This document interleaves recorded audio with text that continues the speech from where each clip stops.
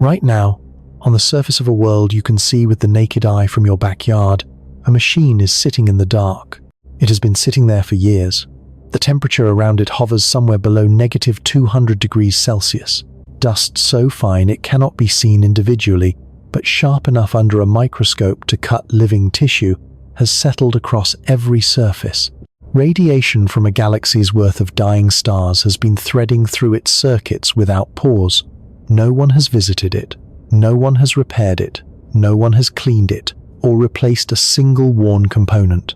And yet, somehow, it has kept running, barely, in a limited way, in a way that tells us almost nothing about what happens when something far more complex, something that must not merely measure the environment, but sustain human life inside it, tries to do the same thing across months and years and decades. On the 26th of May 2026, NASA awarded the first construction contracts for a permanent moon base. Not a visit, not a flag and footprints, not a short sortie where astronauts touch the surface for 3 days and return home as heroes. A permanent base, a place where human beings would live and work continuously at the lunar South Pole, cycling through crew rotations the way workers cycle through Antarctic research stations for years stretching into decades. The agency committed $20 billion across a 3-phase construction plan. Blue Origin received contracts to provide the Mark I Endurance lander. Astrolab and Lunar Outpost would build the rovers. Firefly Aerospace would handle orbital relay infrastructure. The vision NASA unveiled was not a single habitat module sitting alone in a crater. It was a distributed network of assets spanning hundreds of square miles across the South Pole region. Habitats, science stations, power units, roads, communication relays, rover garages, autonomous scouting drones the agency called Moonfall. The scale was not modest. The animations were extraordinary. They showed gleaming white structures perched on crater rims, bathed in perpetual golden light. Astronauts in pristine suits moving between facilities with the easy confidence of workers on a construction site. Rovers trailing dust plumes across a landscape that looked, in those animations, almost welcoming. The press coverage was enthusiastic. Social media imagined coffee shops on the moon, pizza deliveries, tourism packages for the 2040s. And almost nobody paused to ask the question that changes everything. Not whether we can land on the moon again. We clearly can. NASA's Artemis II mission had already proven that, sending 4 astronauts around the moon and returning them safely in early 2026, validating the Orion spacecraft and the Space Launch System and the deep space life support systems that would underpin every crewed mission going forward. Not whether we can build a structure there. Engineering firms are already designing them. The harder question, the one the animations do not answer, the one the press conferences do not dwell on, the one that lives in the technical documents that almost no one reads, is what happens after the structure lands. What happens when you try to keep it functioning not for a week, but for years? What happens when you try to keep people alive inside it, not for a visit, but continuously, across months of exposure to an environment that attacks every material, every seal, every machine, every biological system, every single day, without pause, without forgiveness, without the slightest concession to human fragility? That question changes everything about how a moon base should be understood, and the answer is far worse than the press conferences suggest. If you find value in explorations that take the inspiring vision and hold it up against the unsparing physics, consider hitting that like button and subscribing. It genuinely helps this channel continue making content like this. Now get yourself comfortable and set aside whatever image of the moon you carry from the photographs and the mythology and the animations. Because what follows is a different kind of journey entirely. This one goes into the dust and the dark and the cold and the silence, and it does not look away. Let's begin. Music. To understand what building a permanent moon base actually demands, you must first understand what the moon actually is as an engineering environment. Not the poetic moon. Not the moon of textbooks that summarizes the challenge in a single sentence about there being no air to breathe. The real moon. The physical moon. The moon that Apollo astronauts experienced firsthand and came back from warning about, in language that was careful and specific and that most people have never read. The lunar surface has no atmosphere. You have heard this so many times that it has lost its power. So consider what it actually means, piece by piece. No atmosphere means no air pressure. Every habitat built on the moon is a pressure vessel. It is an inflated structure, like a submarine hull or a deep-sea research station, holding breathable air against the vacuum of space at a pressure differential of approximately 100 kilopascals across every square meter of its outer wall. For a modest cylindrical module, 4 meters in diameter, the outward force on the end caps alone exceeds 500,000 newtons. That force is constant. It never rests. It presses against every joint, every weld, every window mount, every airlock seal, every cable pass-through, every single penetration in the pressure envelope, every hour of every day, for as long as the base exists. If the wall of your house develops a small crack, you get a draft. If the wall of your habitat on the moon develops a small crack, you get explosive decompression. There is no margin. There is no forgiveness. No atmosphere also means no thermal buffer. On Earth, the air itself acts as a massive thermal moderating system. It carries warmth from sunlit areas to shaded areas. Wind mixes temperature layers. Clouds intercept solar radiation before it reaches the surface. Humidity stores and releases heat across the day and night cycle. None of that exists on the moon. Heat transfer on the lunar surface operates through only 2 mechanisms: radiation and conduction through solid contact. There is no convection. There is no insulating blanket of gas to soften the transition between sunlight and shadow. The result is a thermal environment so extreme it challenges every material science assumption that engineers carry from decades of designing hardware for Earth.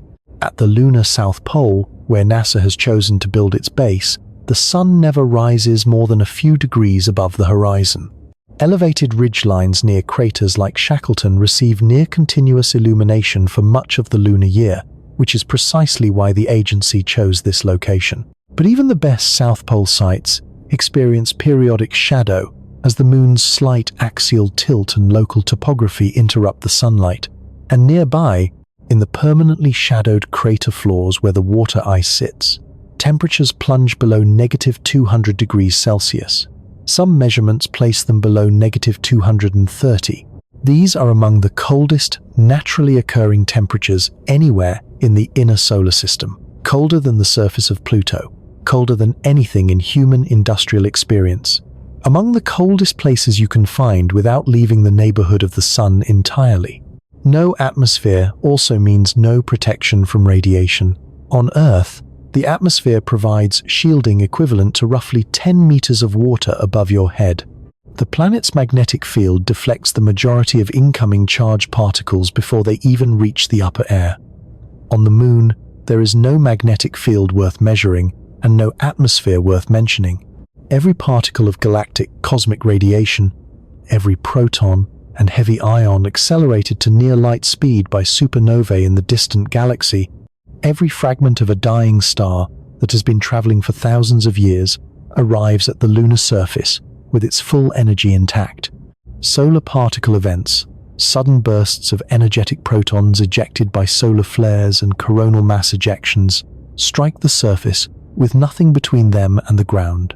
China's Chang'e 4 lander provided the first direct measurements of radiation dose on the lunar surface in 2019 and 2020. The readings were sobering. The absorbed dose rate was roughly 2 to 3 times higher than what astronauts experience aboard the International Space Station in low Earth orbit. On the unshielded lunar surface, a human being accumulates approximately 400 millisieverts of radiation per year from galactic cosmic rays alone. NASA's career exposure limit for astronauts is 600 millisieverts total across an entire career. A crew member stationed on the lunar surface for 18 months approaches that limit from background radiation alone, before any solar event adds to it, and no atmosphere means no protection from micrometeorites. Tiny particles of space debris that would burn up harmlessly in Earth's upper atmosphere, the ones that create shooting stars, the ones children wish upon, strike the lunar surface at velocities reaching 70 kilometers per second. Over time, These impacts erode every exposed surface. They pit optical coatings. They degrade solar panels. They sandblast antenna dishes and rover cameras and habitat windows with a patience that human engineering schedules rarely account for. Because the process is so slow, it is invisible in any single mission and so relentless that it is unavoidable across years. This is the environment into which NASA plans to place a permanent base. Not for a 3-day visit, as Apollo managed. Not for a week-long sortie where astronauts live from their lander and leave before anything has had time to fail significantly. A permanent installation. One that must survive and operate through thousands of thermal cycles, continuous radiation bombardment, relentless dust infiltration, micrometeorite erosion, and the mechanical stress of holding atmosphere inside a sealed structure on the surface of an airless world across years of continuous operation. The distinction between a short visit and permanent habitation is not a difference of degree. It is a difference of kind. Apollo succeeded precisely because it was brief. The astronauts landed, performed their tasks, and left within 3 days. During those 3 days, their spacesuits degraded visibly. Dust abraded the outer fabric layers. It clogged wrist joints and glove mechanisms. It scratched helmet visors until visibility was measurably impaired. Astronaut Harrison Schmitt reported what he called lunar hay fever, an immediate respiratory reaction to regolith particles that entered the cabin when the crew returned from the surface, a reaction that affected all 12 humans who walked on the moon to some degree. The vacuum seals on sample containers were compromised. Boot soles eroded measurably. All of that happened in less than 72 hours. Now extend it to 6 months. Extend it to a year. Extend it to the continuous occupation NASA envisions for the 2030s, and every problem Apollo encountered becomes not merely worse, but qualitatively different. Dust does not just coat your spacesuit during one excursion. It infiltrates your habitat through every airlock cycle, accumulates in ventilation filters, abrades mechanical components, shorts out electronics, and embeds itself in human lung tissue over months of chronic exposure. SEALs do not just hold for a 3-day mission. They must hold for years while being ground down by temperature cycling, radiation, degradation, and particles finer than talcum powder, but sharper than ground glass. Power systems do not just need to last through one sunlit landing period. They must operate continuously through cycles of illumination and shadow, surviving thermal shock and dust coating and mechanical wear, with no possibility of a repair truck arriving from the nearest service center, 240,000 miles away. This is the conceptual shift that almost every public discussion of a moon base fails to make. The public conversation treats a moon base as a construction project. You design a habitat. You launch it. You land it. You move in. Like building a station in Antarctica or a research post on a high mountain. Harsh conditions, certainly. Demanding logistics, certainly. But fundamentally a building project that concludes with occupancy. A moon base is not that. A moon base is a sealed life support vessel surrounded by an environment that is actively trying to kill everyone inside it through a dozen simultaneous mechanisms, and unlike a submarine, it cannot surface. Unlike the International Space Station, it sits in a gravity well that makes rapid evacuation slow and expensive. Unlike an Antarctic research station, it cannot receive emergency resupply by aircraft. The moon base must keep itself alive or its crew dies, and the environment works against that survival every second. Music. NASA's phased construction plan, announced formally in March 2026 and funded through the contracts of May, reflects genuine awareness of this reality. The agency's engineers are not naive. The 3-phase approach, robotic scouting and technology demonstration through 2029, infrastructure deployment, and initial habitation through 2032, and sustained occupation into the mid-2030s and beyond, is designed to build capability incrementally, testing systems under real lunar conditions before trusting them with human lives. It is the correct engineering philosophy for a project of this complexity. But the phased approach also reveals something the press conferences do not emphasize. The timeline stretches across an entire decade.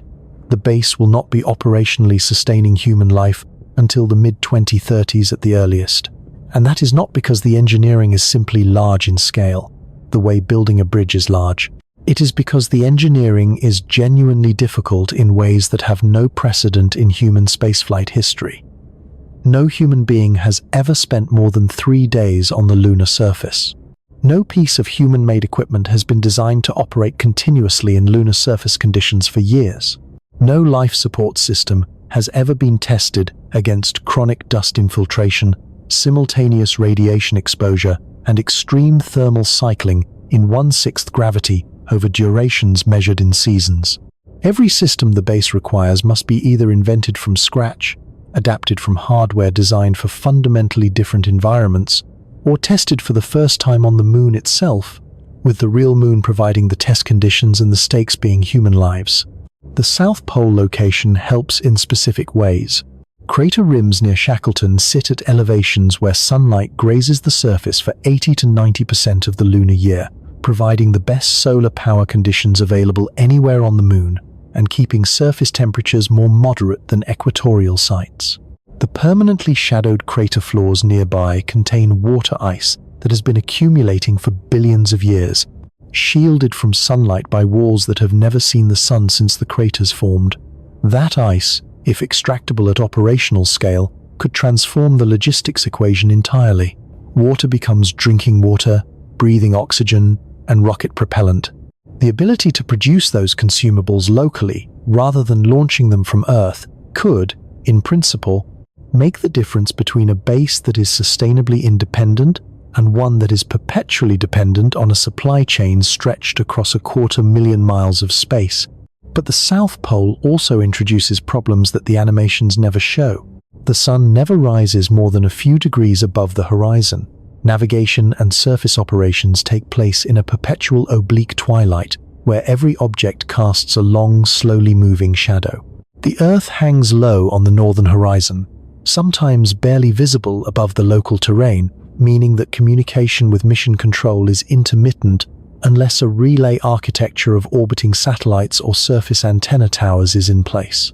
The zones where all the necessary conditions converge simultaneously: adequate solar illumination, stable footing, acceptable slope angles for construction, communication line of sight, and proximity to ice deposits are remarkably narrow. Some of the candidate building sites are ridge lines only a few hundred meters wide. On these ridge lines, the base must fit everything: habitat modules, solar arrays, thermal radiators, rover parking areas, construction equipment staging, a nuclear reactor, eventually, with its required exclusion zone. Every asset placed on that ridge competes for the same limited real estate. Every placement decision affects every other. A rover driving between the habitat and a solar array kicks up dust that settles on the array's panels. A habitat's thermal radiators must face empty space, but cannot face toward the reactor's exclusion zone. Construction equipment must be close enough to the habitat for efficient crew access, but far enough away that vehicle traffic does not contaminate the airlock approaches with additional dust. Getting the layout wrong is not merely inefficient. It is the kind of problem that cannot be easily corrected once hardware has landed, because every landed asset stays where it touches down unless you have heavy equipment capable of moving multi-ton structures across regolith equipment that itself requires power, maintenance, and dust management. None of these constraints are secrets. NASA's own documentation describes them clearly. The agency's engineers understand them in far greater technical depth than this description provides. But the public narrative has raced ahead of the engineering reality, and the gap between those two things is where the real story of a moon base begins. The $20 billion commitment sounds enormous until you compare it to the International Space Station, which cost over $100 billion to build and operate, in low Earth orbit, an environment that is dramatically easier to supply, service, and evacuate than the lunar surface. The three-phase timeline sounds methodical until you consider that each phase depends on political continuity, sustained funding, successful commercial partnerships, and the absence of catastrophic mission failures across a decade.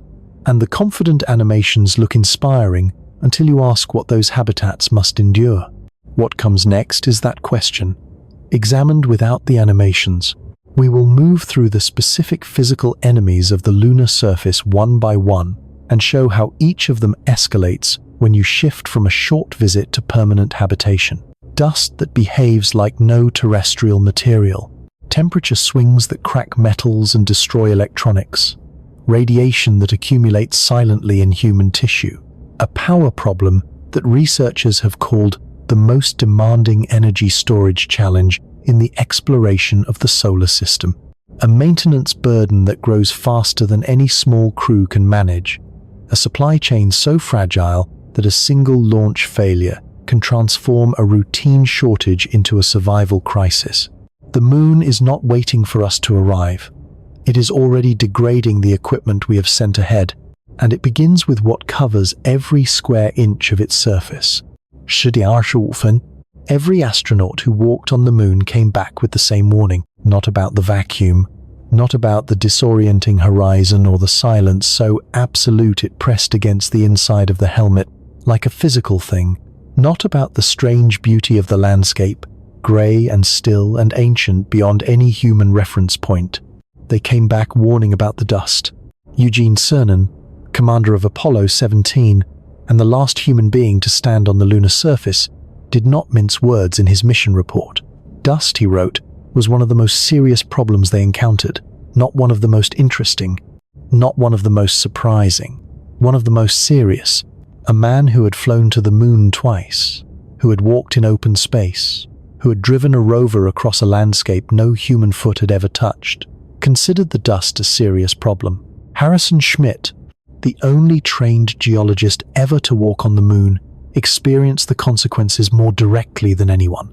The moment regolith particles entered the cabin of the lunar module, after his first surface excursion, his nasal passages began to swell, his throat tightened, his sinuses clogged with an inflammatory response that persisted for hours. He described it as lunar hay fever, and he was not alone. Every one of the 12 people who walked on the moon experienced some version of this reaction. Every single one, during stays that lasted between 22 and 75 hours. 75 hours. A little over 3 days. That is the number that should stop you. Because NASA's plan for the 2030s is not 75 hours. It is not 75 days. It is continuous occupation across months and years, with crews cycling through a base that must remain sealed, maintained, and functional through every hour they are absent and every hour they are present. And if the dust produced that response in 3 days, the question of what it does over 3 months is not a question anyone has answered, because no one has ever been in a position to find out. Music? To understand why lunar dust is uniquely dangerous, you must first understand what it actually is, because the word dust carries entirely the wrong set of associations. When you think of dust, you think of the fine grey powder that settles on shelves and windowsills, the kind you wipe away with a cloth and forget about. That dust is the product of billions of years of Earth's geological and atmospheric processes. Wind has rolled and tumbled its particles across deserts and plains. Water has worn their edges smooth. Chemical reactions have altered their surfaces until they are chemically stable, electrostatically neutral, and physically rounded. Terrestrial dust settles predictably. It can be swept, vacuumed, washed away with water. It is an inconvenience. Lunar regolith has experienced none of those processes. The moon has no wind. It has no water. It has no chemical weathering cycle of any kind. Its surface material is created entirely by one mechanism, repeated without interruption for over 4 billion years. Impact. Micrometeorites have been slamming into the lunar surface at velocities of tens of kilometers per second since the solar system was young, pulverizing rock into fragments of every conceivable size. The smallest particles, those below 20 micrometers in diameter, are what scientists formally designate as lunar dust, and they are nothing like what the word suggests. Under an electron microscope, lunar dust particles look like shards of broken glass. Not rounded grains, not smooth spheres, fractured, angular, jagged fragments with edges sharp enough to cut biological tissue at the cellular level. The same impact process that creates them also generates enough heat to partially melt rock, producing tiny glass beads and irregular agglutinates, particles where smaller fragments have been fused together into complex shapes with protruding spikes and internal voids. The variety of shapes within a single handful of regolith is extraordinary. Every particle is unique, and essentially every particle is a microscopic cutting tool. But the shape is only the beginning of the problem. The moon's lack of atmosphere means the surface is continuously bombarded by the solar wind, a stream of energetic charged particles flowing outward from the sun at roughly 400 kilometers per second. This bombardment implants ions into the outer surfaces of regolith grains and strips electrons from their structures, leaving the particles in a state of persistent electrostatic charge. On Earth, humidity in the air dissipates electrostatic charge within seconds. On the moon, there is no humidity. The charge accumulates and persists. Charged dust particles cling to any surface they contact with a tenacity that mechanical brushing cannot overcome. They adhere to metal, glass, fabric, skin, and polymer coatings with roughly equal stubbornness, pulled tight by electrostatic attraction that does not relax when you try to brush the particle away, the way iron filings cling to a magnet regardless of which direction you wipe. Apollo astronauts understood this empirically before any laboratory had measured it. They attempted to brush dust from their suits before re-entering the lunar module after every excursion. They used dedicated brushes designed for the purpose. The brushing removed perhaps half the visible contamination. The rest clung fast, worked into fabric weaves, lodged in joint mechanisms, coated visor surfaces. One astronaut described the color of his suit after a single moonwalk as changing from white to the color of old concrete. The dust did not wash off in the cabin. It did not shake loose in the airlock. It stayed. And then there is the chemistry. Lunar regolith is roughly 50% silicon dioxide by weight, with iron oxide and calcium oxide making up most of the remainder. This composition is not unusual. Similar minerals exist on Earth and are generally considered chemically benign in bulk form. But the fracturing process that creates fine lunar dust does something that does not happen to terrestrial minerals under normal conditions. It exposes fresh mineral surfaces that have never interacted with oxygen or water, surfaces that have been sealed inside solid rock for millions or billions of years and are suddenly presented to the environment for the first time. These freshly exposed surfaces are chemically reactive in a way that the weathered surfaces of terrestrial dust particles are not. When they encounter moisture, as they inevitably would inside a pressurized habitat containing human beings who breathe and perspire and exist in an environment maintained at comfortable humidity levels, they can generate free radicals. These are highly reactive molecular fragments, unpaired electrons seeking to bond with whatever is nearby. And in biological tissue, that means cellular structures, lipid membranes, DNA strands, proteins. Research using lunar simulant dust, material engineered to approximate regolith's physical and chemical properties, has demonstrated that prolonged exposure destroys lung cells and brain cells in laboratory conditions. The particles are small enough to penetrate deep into the respiratory system, past the mucous membranes and ciliary filtering mechanisms of the upper airways, past the bronchial passages, into the alveoli themselves, where gas exchange occurs. Once lodged there, they cannot be expelled. The body has no mechanism for clearing particles of this size from deep lung tissue. Their sharp edges cause mechanical injury. Their reactive surfaces cause chemical injury. The inflammation is chronic. The long-term health consequences of months or years of low-level lunar dust inhalation are genuinely unknown. That is not a rhetorical device. It is a precise statement of the scientific situation. No human being has ever been exposed to lunar dust for more than 3 days. No clinical study exists on the effects of chronic regolith inhalation because the conditions for conducting such a study have never existed. The existing evidence, drawn from Apollo experiences, from simulant studies, and from analogous terrestrial exposures to fine silicate dust in mining and industrial settings, suggests the risk is serious. Silicosis, the lung disease caused by chronic silica dust inhalation, is irreversible and progressive. Miners who spent years breathing fine rock dust developed scarring of the lung tissue that reduced respiratory capacity over decades. Lunar regolith contains silicate compounds with higher chemical reactivity than the quartz dust that causes industrial silicosis. The baseline expectation must be that months of exposure is worse than days of exposure, and that the consequences of chronic inhalation at a permanent base are more severe than anything Apollo's crew experienced. NASA is aware of this risk and has been funding dust mitigation research for years.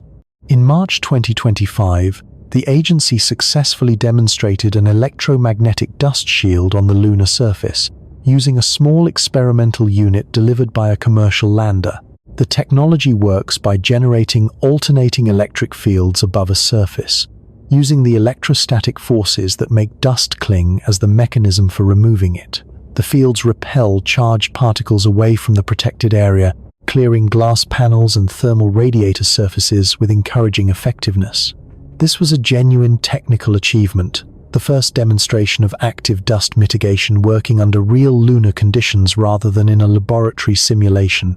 But it is also a narrow solution. The electromagnetic dust shield protects flat surfaces within range of its field generators. It does not protect spacesuit joints, where dust works into the mechanisms that allow an astronaut's wrist to rotate and a knee to bend. It does not prevent dust from entering an airlock during crew transitions when the outer door opens and the particle-laden environment of the lunar surface briefly communicates with the enclosed space. It does not remove particles that have already infiltrated habitat ventilation filters, where they accumulate over months until the filter's efficiency degrades. It does not address the dust that settles into rover wheel mechanisms, or that coats the lenses of external cameras, or that works its way into the thread of every bolt exposed to the surface environment. It is one tool against a problem that does not have a fixed location. The operational reality of dust management at a permanent base would look something like this. Every time a crew member exits the habitat for a surface excursion, dust enters the airlock. When they return, they pass through a cleaning protocol before the inner door opens. They brush, they vacuum, they use whatever electrostatic cleaning tools are available. Some dust remains on their suit. Some transfers to surfaces inside the airlock. Some becomes airborne when the inner door opens and air movement carries particles into the habitat. The habitat's ventilation system filters this contamination continuously, using filters that themselves degrade under the abrasion of sharp particles moving through them at velocity. Those filters must be replaced regularly. Replacement filters must be manufactured locally or launched from Earth. They must be on hand when needed. If the resupply mission that was supposed to deliver fresh filters is delayed or fails, the crew manages with degrading filtration at increasing particle concentrations in their breathing air. Every piece of equipment used outside accumulates dust on every moving part. Rover wheel bearings grind down, optical sensors cloud over as dust works into the gap between lens and housing. Electrical connectors develop resistance as particles bridge contact surfaces and create partial shorts. Drill mechanisms that are essential for ice mining and geological sampling clog with the same material they are trying to process. Each piece of equipment requires cleaning and maintenance at intervals shorter than anything designers would predict from terrestrial experience with comparable hardware. The maintenance manual for lunar surface equipment would need to be written entirely from scratch because no comparable manual has ever existed. And the base would need a dedicated dust management protocol, consuming a meaningful fraction of crew time. Not occasionally, not during special maintenance windows, but every day. Every single day, because the moon does not take days off from producing and mobilizing dust. Every footstep on the surface kicks particles into trajectories that, in the low gravity and the vacuum, carry them far higher and allow them to travel far farther before settling than any equivalent disturbance on Earth. Vehicle traffic raises plumes that travel hundreds of meters before coming down. Even without human activity, the electrostatic charge on dust particles drives a phenomenon called levitation, where fine grains are lofted above the surface near the terminator, the boundary between the sunlit and shadowed regions of the lunar surface, as differential charging creates electric fields strong enough to lift particles against the moon's weak gravity. A base operating near this terminator environment which is precisely where the South Pole sites would be located due to the perpetually low sun angles, experiences dust mobilization as a continuous background condition independent of anything the crew does. There is no way to solve the dust problem. This is the sentence that the animations never communicate. There are ways to manage it. The electromagnetic shields help, improved airlock designs help, better spacesuit sealing systems help, protocols for dust reduction help. All of these reduce the problem, and the engineering community is working hard to reduce it further. But management is not solution. Management is permanent. The dust does not stop. The dust does not tire. The dust does not respond to the fact that you have already cleaned it twice today. It accumulates again on the same surfaces at the same rate with the same electrostatic insistence every hour the base is operating. Dust is not a hazard you overcome during construction. It is a tax you pay every day for as long as the base exists. Music. Every Apollo astronaut who dealt with the dust also dealt with something more insidious. The suits they wore when they returned to the cabin from a surface walk were not just dirty in the way work clothes are dirty after a long day, they were compromised. The outer layers of the fabric showed measurable abrasion after a single excursion, not metaphorical wear, actual loss of material. The protective layers of the suit reduced by the passage of sharp particles across their surface during hours of movement in a vacuum. The joints of the gloves had stiffened. The wrist rings that allowed rotation showed scratching on their mating surfaces. The suit had been abraded, infiltrated, and mechanically degraded in 72 hours. Those suits were never meant to be used again. That was by design. Apollo's spacesuits were expendable. Each mission carried suits for the specific astronauts assigned to it, and those suits were left behind on the moon or returned to Earth as museum pieces. There was no requirement that they survive a second excursion, let alone a 100th. The economics of a short mission allowed this approach. You build one suit per astronaut per mission. You accept that it degrades. You never need it again. A permanent base cannot operate under that philosophy. The suits at a permanent base must be reused, not twice, not 10 times, hundreds of times, across months of surface operations, each excursion adding another layer of abrasion to seams that are already compromised, another infiltration of particles into joint mechanisms that are already carrying their load, another reduction in the thermal protective properties of outer layers that are thinner than they were 6 months ago. The suit is simultaneously the crew member's most essential piece of life support equipment and the item that takes the most direct punishment from the lunar environment. And unlike the habitat, which can be inspected and repaired from the inside, the suit must maintain its integrity while being worn, while the crew member inside it is depending on it to keep them alive. The number of times a spacesuit can be safely reused under lunar surface conditions is not a number that has ever been measured, because the conditions have never been sustained long enough to measure it. NASA's advanced suit programs, including the Axiom spacesuits contracted for Artemis crewed surface missions, are designed with greater reusability than Apollo suits. Their joint systems are engineered to resist dust infiltration more effectively. Their outer layers are more abrasion resistant. These are genuine improvements, and they represent years of careful engineering by people who understand the problem deeply. But no one knows the number. No one has run a spacesuit through 300 lunar excursions in real lunar conditions and measured what remains. No qualification test on Earth can fully replicate the combination of hard vacuum, electrostatic charge, submicron particle abrasion, thermal cycling across a 200-degree range, and ultraviolet radiation bombardment that the suit faces every time it is deployed. The suit that arrives at the base in 2032 has never experienced what the lunar surface will do to it over the following year. The engineers have made their best predictions. The materials scientists have run their best tests. But the real answer will come from the moon itself. And the moon does not provide answers cheaply or quickly. Dust is the first enemy. It is the most intimate enemy, the one that gets into everything, that cannot be excluded, that accumulates in every seal and every filter, and every joint and every airway, with the patient certainty of a process operating on geological timescales. It does not attack. It infiltrates. It degrades. And when you stop fighting it for a day, even for an hour, it advances. Dust is not a hazard you overcome. It is a tax you pay every day for as long as the base exists. And the base has other enemies. The dust is only first among them. 10-20. The second enemy does not announce itself. It does not coat your visor, or stiffen your glove joints, or trigger an allergic response in your airways. It works in the metal. It works in the seals. It works in the joints and the welds, and the polymer gaskets that hold atmosphere inside a structure on a world that has no atmosphere of its own. It works at the molecular level, in the spaces between crystal lattices, in the microscopic gaps where different materials meet and respond to heat in slightly different ways. It is patient in the way that physics is patient, which is to say, it is not patient at all but simply inevitable, a process that cannot be hurried or slowed or negotiated with. It is thermal cycling, and over years it will destroy everything the base is built from, one expansion and contraction at a time.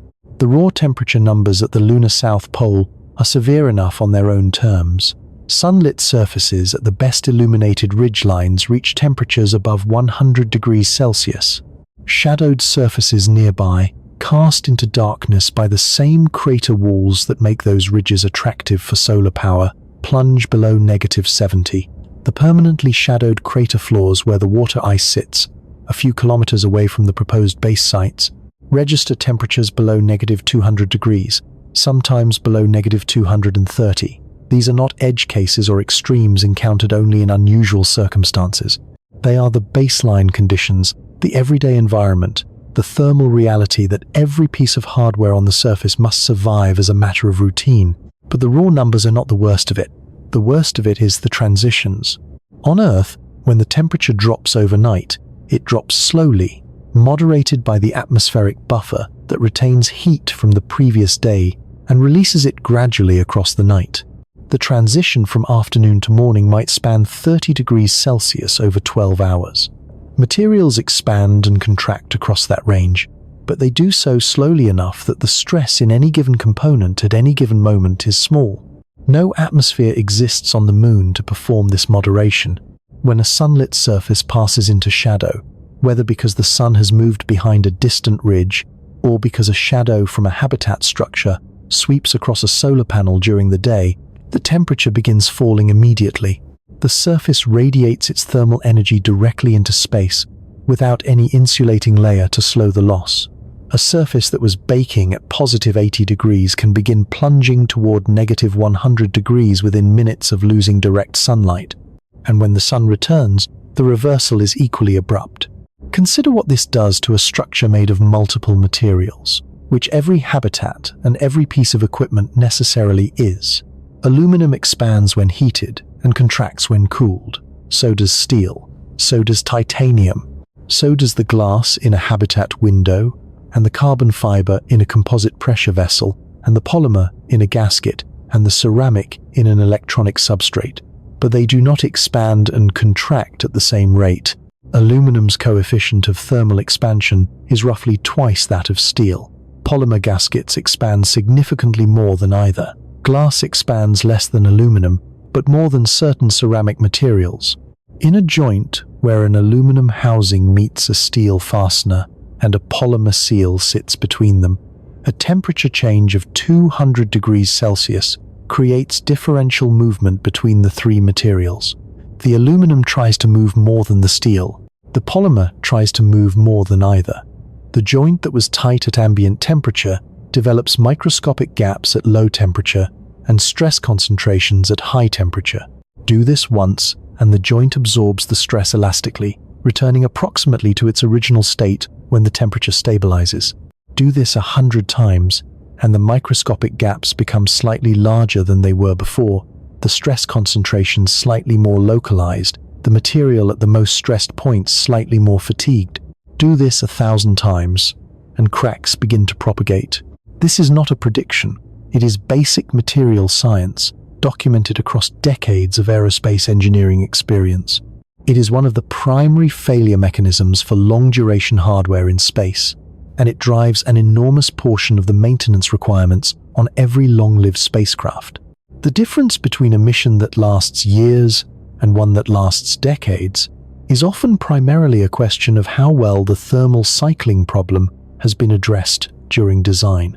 On the International Space Station, thermal cycling is already a significant maintenance concern, and the station orbits in an environment where the thermal range from sunlight to shadow is smaller than at the lunar South Pole, and the cycling period is roughly 90 minutes, which is fast enough that the material never reaches full thermal equilibrium, and the swings are partially buffered by the station's thermal mass. On the lunar surface at the South Pole, the cycling characteristics depend on local topography and are harder to predict. Some sites experience slow cycles over multiple Earth days as the sun traces its shallow arc along the horizon. Others experience rapid cycling as the sun dips behind nearby ridges and reappears, creating abrupt transitions between full sunlight and deep shadow separated by minutes rather than hours. Equipment deployed at these sites experiences thousands of thermal shocks per year, each one slightly loosening joints, each one slightly propagating cracks that were too small to detect, each one slightly degrading seals that were designed to last years under the assumption that temperature changes would be gradual and predictable. The cumulative effect is not linear. Materials that function perfectly through the first 500 cycles may begin showing measurable degradation at cycle 600. Components that survive 2 years of testing may fail at month 25. There is no way to predict exactly when the accumulated damage crosses the threshold into detectable failure, and there is no way to inspect every joint and every weld and every seal on a continuous basis to catch the crossing before it becomes a crisis. The absence of convective cooling makes thermal management even harder. On Earth, engineers routinely use fans and flowing air to cool electronics and mechanical systems. A computer processor on Earth that generates excess heat dumps that heat into the air around it. A motor that runs hot is cooled by the air moving past its housing. In vacuum, this option does not exist. Heat can only leave a system through two mechanisms: radiation from surfaces that face cold space, or conduction through solid contact into the regolith. The regolith is a poor thermal conductor, in part because its porous, rubble pile structure limits solid-to-solid contact between particles. Radiation is the primary cooling mechanism, which requires large radiator panels oriented toward cold space, away from the sun, large enough to reject heat at the rate the system generates it. Those radiator panels must themselves survive dust accumulation, micrometeorite erosion, and thermal cycling. If dust coats a radiator surface, the dust layer acts as an insulator, reducing the rate at which heat can be radiated into space. The system temperature rises. Electronics that were designed to operate at up to 60 degrees Celsius begin approaching 70, then 80. Components that were meant to last 10 years at nominal temperatures begin aging at accelerated rates. The cooling system, which was supposed to solve the thermal problem, has become a thermal problem of its own, requiring dust management that requires power, that requires a functioning power system, that requires thermal management. Heating during shadow periods presents the opposite problem. When a South Pole site enters darkness, surface temperatures fall rapidly. Every object on the surface begins radiating its stored thermal energy into space at a rate determined by the object's surface area, emissivity, and the temperature difference between the object and its environment. There is no atmosphere to trap residual warmth. A rover parked in shadow overnight cools to temperatures that stiffen its lubricants, reduce its battery capacity by 30 to 50%, and risk embrittlement of the polymer components in its wheel mechanisms and cable insulation. A habitat whose thermal management system fails during a shadow period faces the prospect of internal temperatures falling toward ambient within hours if backup heating cannot compensate. Keeping equipment warm through shadow periods lasting several Earth days requires continuous power for electric heaters. That power must come from a source that functions independently of sunlight, which is exactly the kind of source the base does not have in the early phases of its construction, and which is exactly the kind of source whose development is complicated by the same thermal challenges it is supposed to solve. Music. Vacuum is the condition that transforms every other challenge from difficult to lethal. Dust in an atmosphere would be unpleasant but manageable. Temperature swings in an atmosphere would stress materials but could be buffered by insulation and convective heat transfer. Radiation could be partially scattered by atmospheric particles. The vacuum removes every buffer, every moderation, every second chance. It is the absence of environment, the null condition, and it turns every engineering margin into a cliff edge. A pressurized habitat on the Moon must hold approximately 1 atmosphere of internal pressure against the external vacuum indefinitely. The outward force on that pressure vessel is constant and never rests. Every seal, every window mount, every airlock hinge, every cable pass-through is a potential leak point, a place where the pressure inside is trying to reach the vacuum outside through whatever path it can find. On Earth, if a window develops a hairline crack, you get a draft. On the Moon, a hairline crack in a pressure boundary is a death sentence on a schedule determined by how quickly the crack propagates. The International Space Station has experienced this problem throughout its operational life. In 2019, a slow air leak was detected aboard the station. The initial search located a drill hole in a Soyuz spacecraft docked to the station, which was patched with epoxy and appeared to resolve the issue. But subsequent monitoring revealed that the station continued to lose air at rates that exceeded the drill hole's contribution. The investigation became one of the most technically demanding detective operations in the station's history. Over the following years, astronauts spent hundreds of cumulative hours conducting ultrasonic inspections, applying temporary sealants to suspect areas, isolating individual modules to narrow the location, and developing increasingly sophisticated methods for tracking airflow in microgravity. Multiple sources were eventually identified in the Zvezda service module, including cracks in weld seams that were invisible to visual inspection and required ultrasonic equipment to locate. The station endured this process with a crew of 6 to 7 people, regular crew rotation, constant resupply missions, and the ability to communicate with engineering teams on Earth in real time to work through diagnostic procedures that sometimes stretched over weeks. The crew absorbed the time demands of leak investigation without losing the ability to conduct science, perform other maintenance, or maintain basic operations.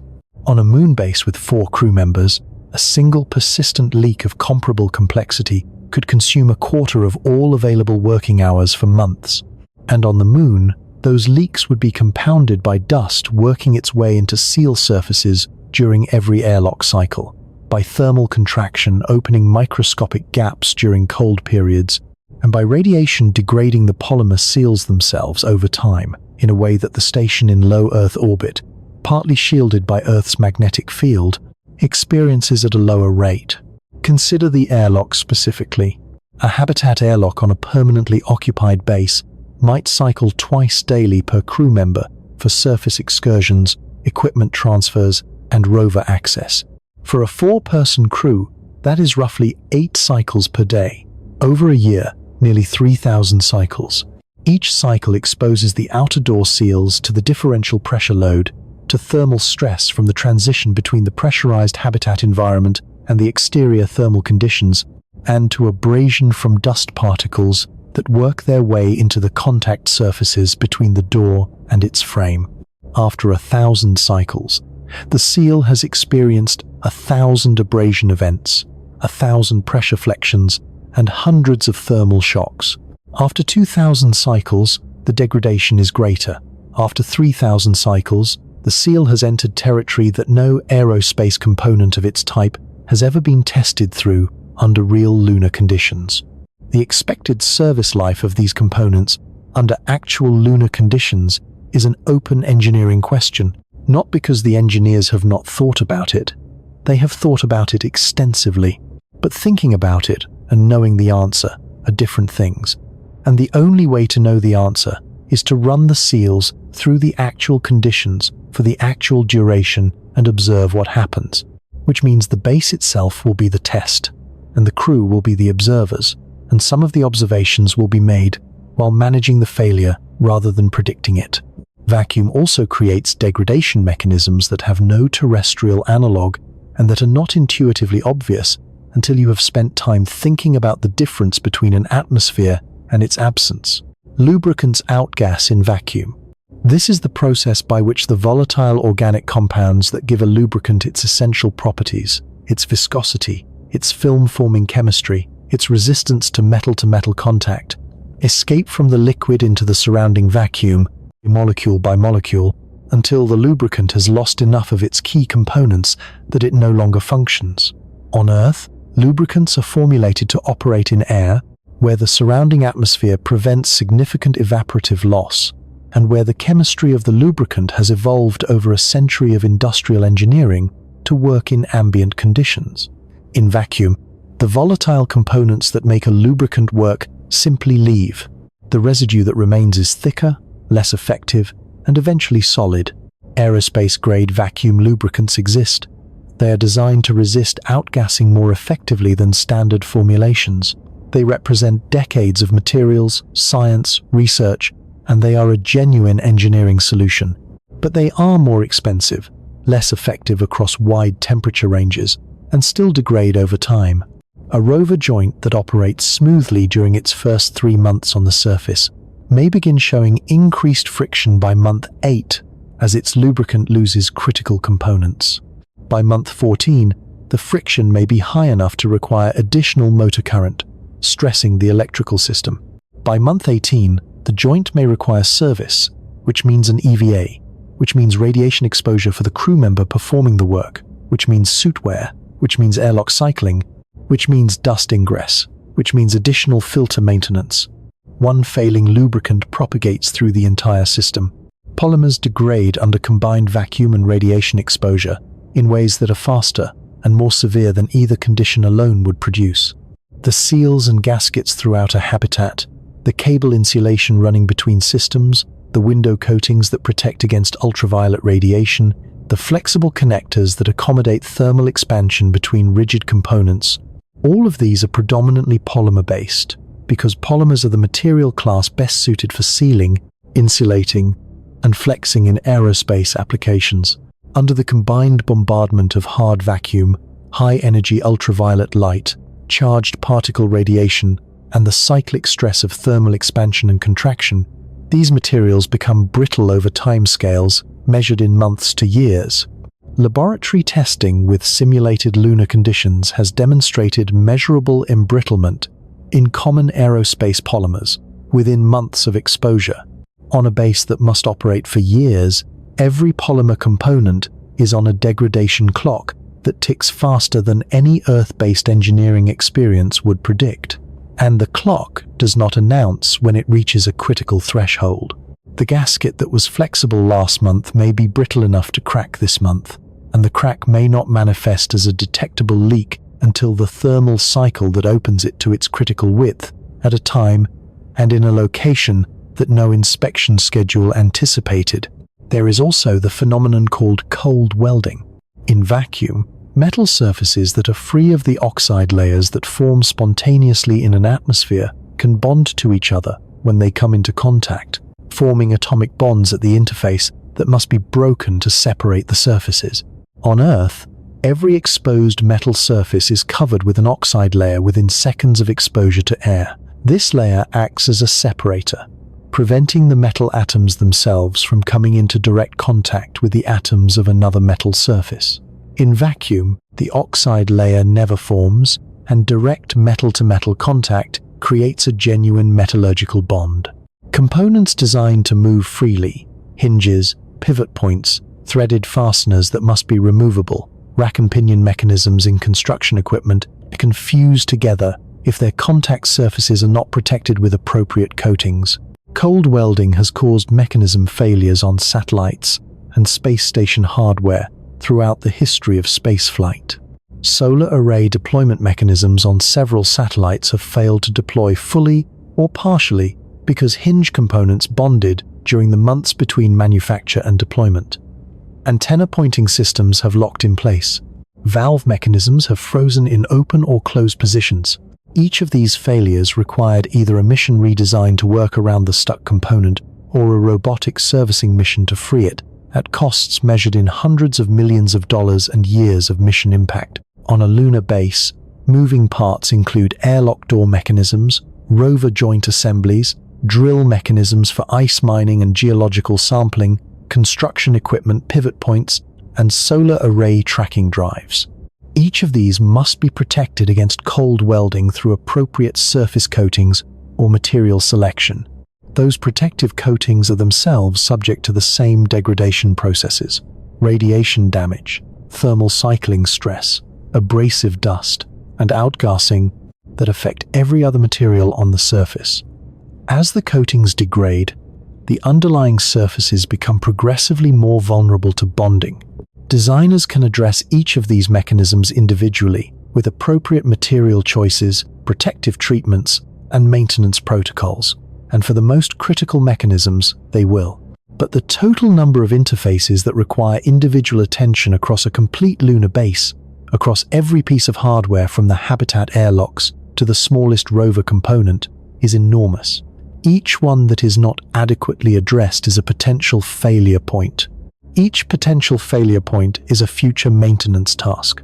And the maintenance tasks accumulate in a queue that the crew must manage with 4 people, 24 hours per day, in an environment where performing maintenance is itself physically demanding and time-consuming in ways that have no terrestrial equivalent. Vacuum does not create problems sequentially, it creates them simultaneously in every component, every seal, every lubricant, every polymer, every metal interface, from the moment the hardware arrives on the surface.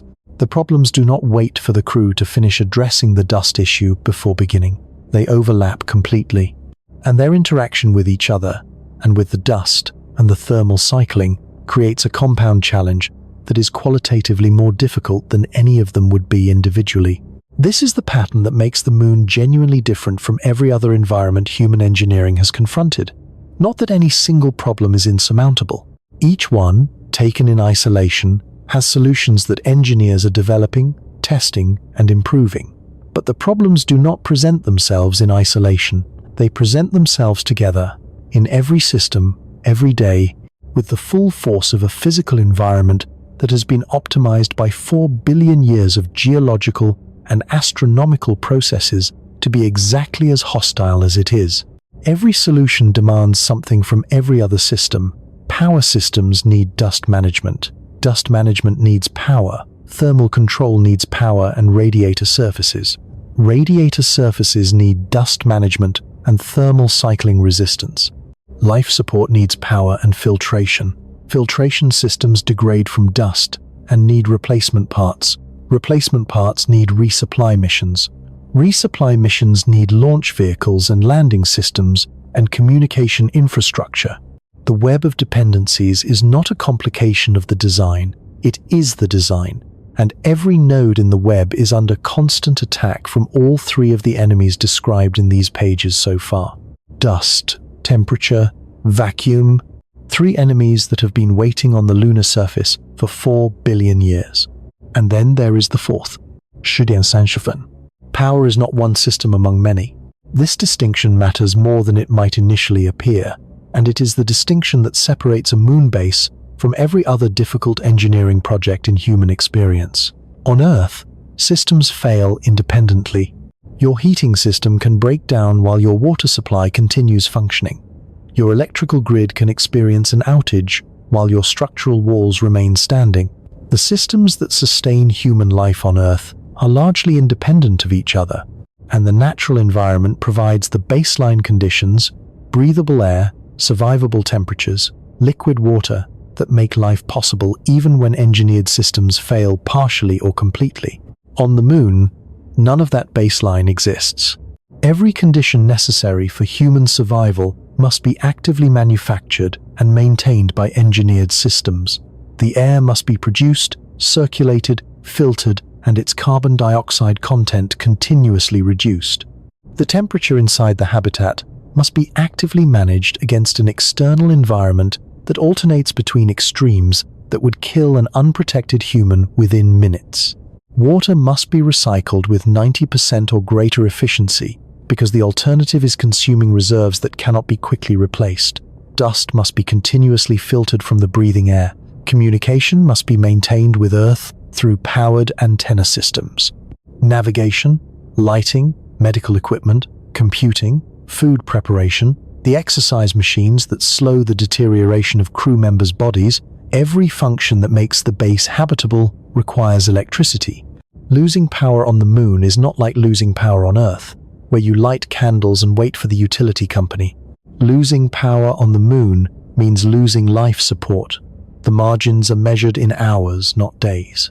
A habitat that loses heating during a shadow period begins cooling toward ambient surface temperatures at a rate determined by its insulation and thermal mass. With adequate insulation, this process takes hours rather than minutes. But it does not stop, and the temperatures it trends toward are not uncomfortable. They are lethal. A human body exposed to -70 degrees Celsius loses heat faster than any metabolic process can replace it. The crew has hours, not days, to restore power before the thermal situation becomes irreversible.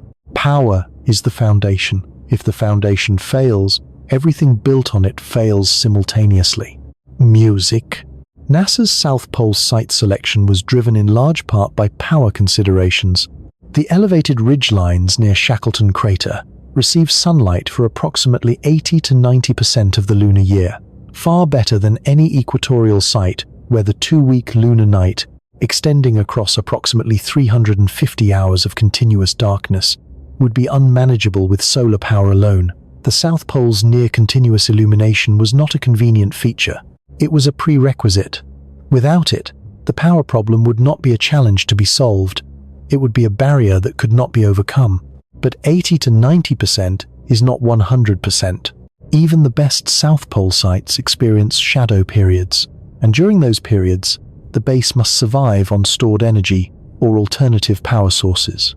The energy storage challenge for surviving even brief lunar darkness periods has been described by researchers as probably the most demanding energy storage challenge in the exploration of the solar system.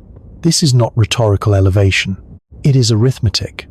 And the arithmetic is worth working through carefully, because the numbers reveal something that the public conversation about moon bases almost never addresses. A minimal lunar base supporting 4 crew members requires continuous power for life support, thermal regulation, lighting, communication, computing, and essential operational equipment. Conservative engineering estimates place this baseline at roughly 25 to 30 kilowatts of continuous electrical power. Some analyses, which include active thermal management for external equipment, partial ice mining operations, and construction activities, push the figure closer to 65 kilowatts. The difference between those two numbers represents the difference between a base that is barely sustaining its crew and a base that is actually doing the scientific and operational work that justifies its existence. Take the lower number, 25 kilowatts, continuous, through a shadow period. Consider a shadow period of 4 Earth days, which is plausible for a South Pole site, where local terrain briefly blocks the sun during its shallow arc along the horizon. 4 days of continuous darkness at 25 kilowatts of consumption requires 2,400 kilowatt-hours of stored energy. This is the energy equivalent of roughly 2,400 liters of gasoline, or approximately the energy stored in the batteries of 15 fully charged electric cars. The best lithium-ion battery cells currently available for space applications store approximately 200 watt-hours per kilogram of cell mass. This is the cell-level figure. At the system level, once you account for packaging, thermal management hardware, charge controllers, battery management electronics, and structural support, the energy density falls to somewhere around 150 watt-hours per kilogram. To store 2,400 kilowatt-hours at that system-level density requires 16,000 kilograms of battery mass, 16 metric tons. This is roughly the maximum payload capacity of an entire large lunar lander, devoted entirely to nothing but batteries, providing power for a single 4-day shadow period for a minimally functioning 4-person crew. It does not include the mass of any other base hardware. It does not provide any margin for shadows longer than 4 days, and it assumes the batteries perform at their nominal capacity, which they will not, because extreme cold reduces lithium-ion output by 30 to 50%, unless the batteries themselves are electrically heated, which consumes additional power from the reserves they are supposed to provide. The batteries that are keeping you alive are consuming a significant fraction of their own stored energy just to stay warm enough to function. The circularity of this problem is not an accident of bad design. It is a fundamental property of storing energy in electrochemical systems in an environment where temperatures fall far below the operating range of those systems when external heating is not provided. The battery solution to the lunar night problem requires a heating solution, which requires a power solution, which requires the batteries. There is no simple way out of this circle with current battery chemistry. Regenerative fuel cells offer a different approach. They store energy in the form of hydrogen and oxygen gases, produced during periods of excess solar power by electrolyzing water, and then recombine those gases in a fuel cell to produce electricity during darkness. The energy density of hydrogen as a storage medium is dramatically higher than batteries. 1 kilogram of hydrogen contains approximately 33 kilowatt-hours of chemical energy, compared to roughly 1/5 of a kilowatt-hour per kilogram for a system-level battery. This looks transformative on first reading, and it is genuinely promising as a technology direction. But the engineering complications are substantial. Hydrogen at room temperature is a gas with extremely low density. To store useful quantities in a practical volume, it must be compressed to high pressure or liquefied by cooling it below -253 degrees Celsius. Compressed hydrogen requires heavy pressure vessels whose mass partially offsets the energy density advantage. Liquid hydrogen requires cryogenic storage systems that themselves consume power to maintain, and that experience gradual boil-off as heat leaks into the tank despite insulation. Managing liquid hydrogen in the thermal environment of the lunar surface, where temperatures swing across hundreds of degrees depending on sun angle, is one of the more demanding problems in cryogenic engineering. Regenerative fuel cells also introduce mechanical complexity that batteries do not have. They require electrolysis stacks, fuel cell stacks, compressors or liquefaction systems, storage vessels, and the plumbing to connect all of these components. Each additional component is a potential failure point. Each failure point requires maintenance. Each maintenance event requires crew time, spare parts, and the possibility that the system is degraded or offline at exactly the moment it is most needed. Every energy storage approach trades one constraint for another, and none of them eliminate the fundamental problem. Darkness on the moon lasts long enough to exhaust any chemically stored energy supply that can be practically delivered from Earth at affordable mass, unless the base has already developed the capacity to produce its own water from ice and use that water as the medium for energy storage through regenerative electrolysis. Which brings the problem full circle again. You need power to mine ice. You need ice to produce water. You need water to run a regenerative fuel cell. You need the regenerative fuel cell to survive darkness. You need to survive darkness to maintain the power system that mines the ice. This is why NASA's moon-base plan explicitly includes nuclear power, and why nuclear power is not a nice-to-have enhancement, but a structural requirement for any permanent lunar habitation. Music. The physics of nuclear fission are uniquely suited to the lunar power problem in a way that no solar or chemical energy system can match. A fission reactor generates heat from the controlled splitting of atomic nuclei, a process that is entirely independent of sunlight, temperature, dust accumulation, or any property of the external environment. A reactor running in the permanent shadow of a lunar crater at -200 degrees in the middle of a multi-day dust storm produces the same power output as a reactor running in direct sunlight on a clear day. The power is not stored. It is generated continuously, on demand, for as long as the fuel supply and the mechanical components of the reactor remain functional. NASA and the Department of Energy have been developing compact space-rated fission reactors for exactly this purpose. The Kilo Power program, developed through the 2010s, demonstrated a small fission reactor producing roughly 10 kilowatts of electrical power in ground testing using a uranium-molybdenum fuel core, heat pipes to transfer thermal energy, and Stirling engines to convert heat to electricity. The successor programs, including the Fission Surface Power Project targeting deployment on the lunar surface, are working toward reactors producing 40 kilowatts or more sufficient to cover the baseline power needs of an early-phase base with margin to spare. This technology is approaching readiness for a lunar demonstration.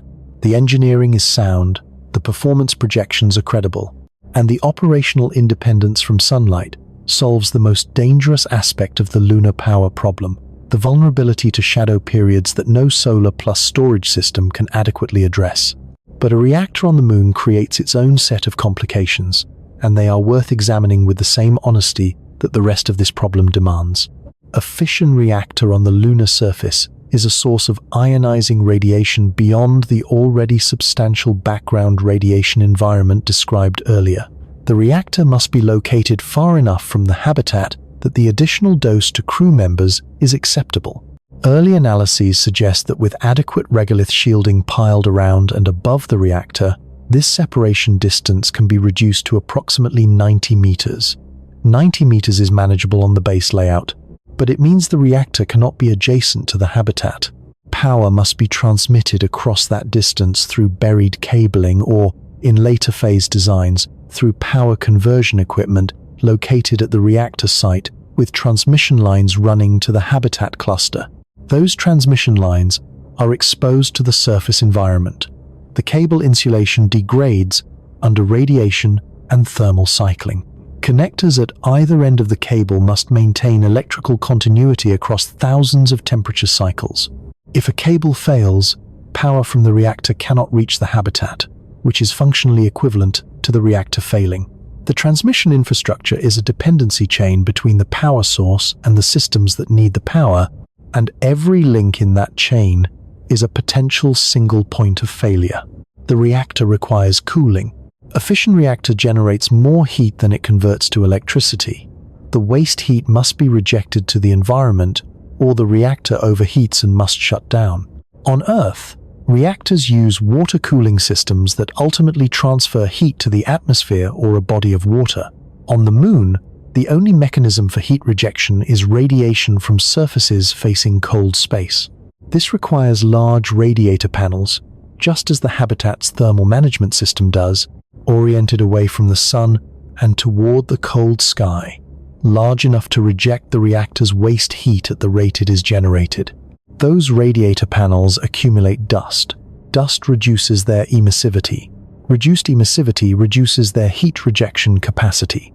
If the radiators cannot reject heat fast enough, the reactor must reduce its output or risk thermal damage to its core.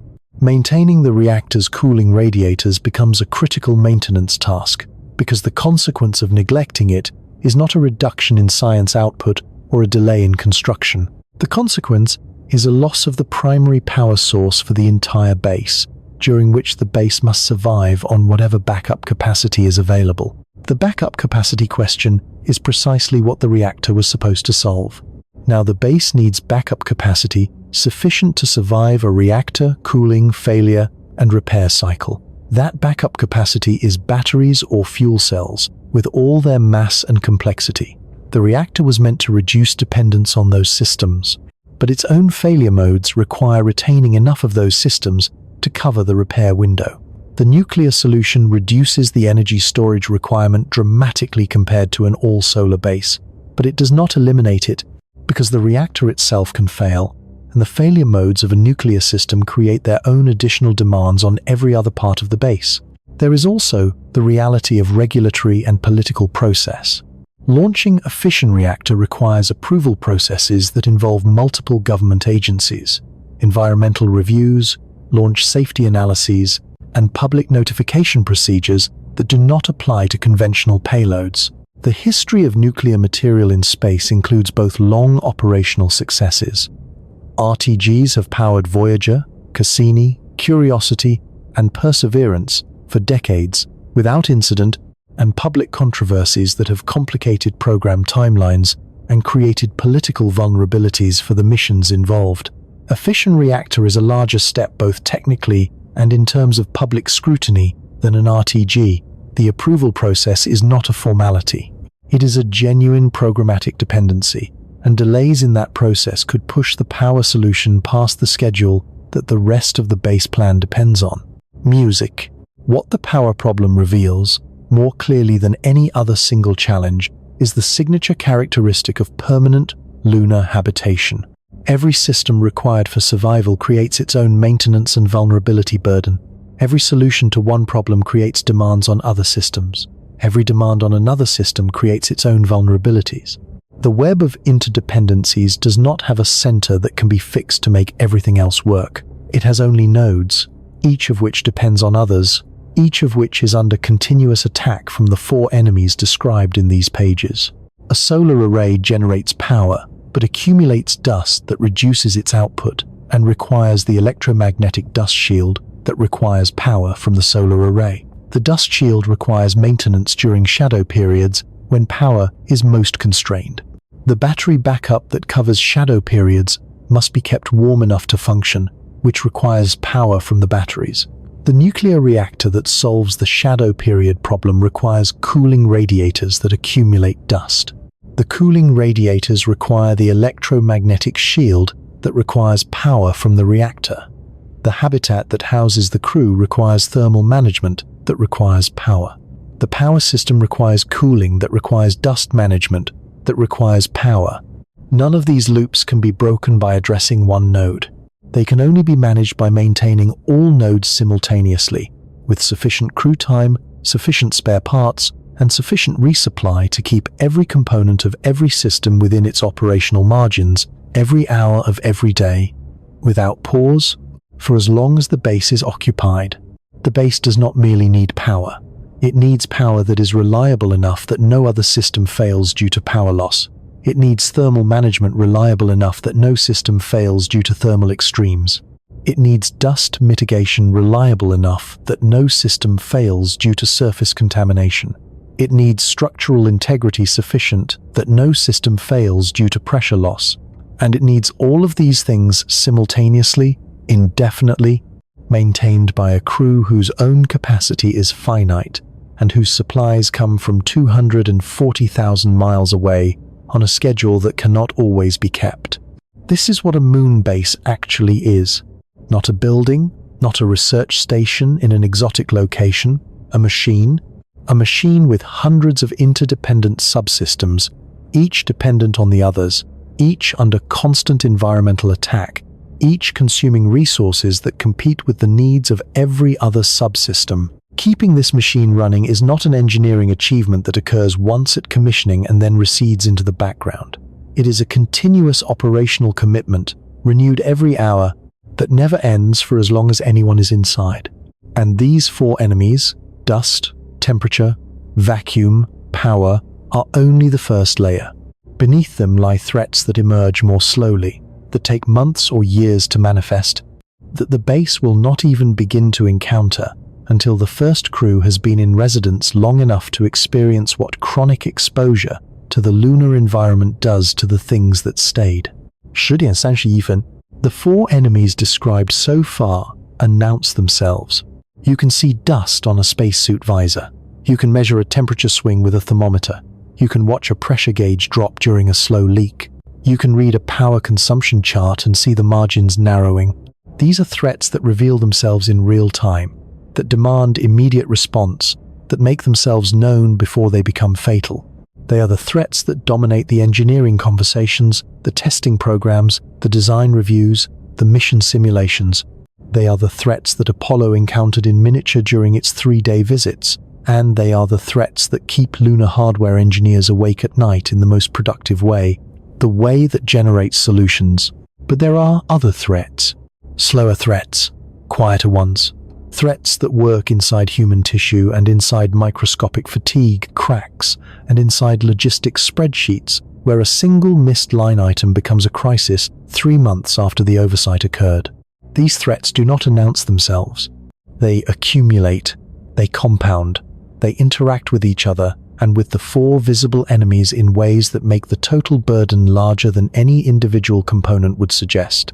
And they emerge only when habitation extends beyond the time frame of any mission humanity has ever attempted on the lunar surface. No human being has spent more than 3 days on the moon. Every prediction about what happens beyond 3 days is extrapolation, informed by physics and biology and engineering experience, but extrapolation nonetheless. The first permanent crew will not be testing a hypothesis in a controlled experiment. They will be living inside the answer. Music, radiation on the moon is not an event. It is a condition.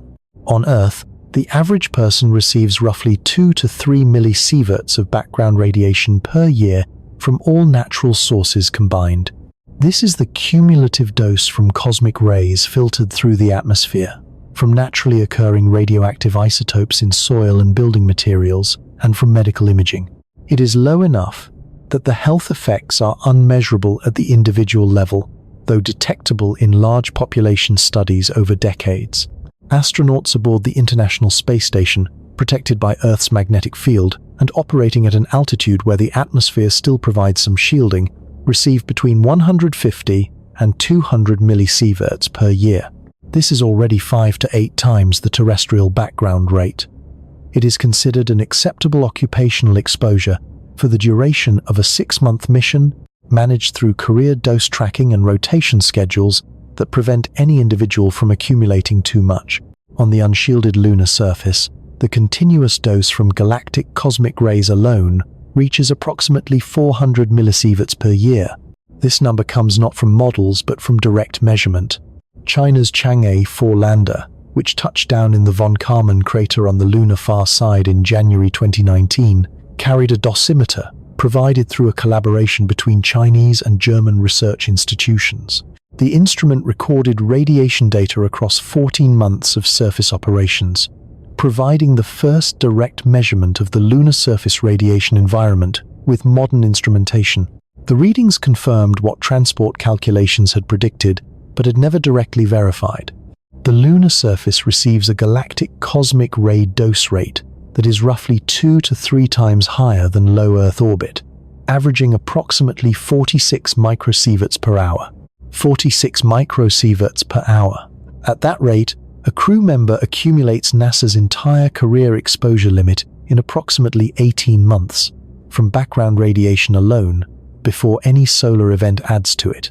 400 millisieverts per year is a number that requires careful interpretation because its danger is not obvious from the number itself. It does not cause acute radiation sickness. Radiation sickness, the nausea and vomiting and hair loss and immune suppression that people associate with radiation exposure, begins at doses above roughly 700 millisieverts delivered in a short period of hours. The galactic cosmic ray dose is chronic, accumulating at less than half a millisievert per hour. A crew member on the lunar surface does not feel it happening.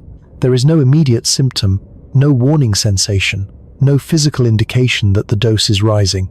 The danger is entirely invisible and entirely cumulative.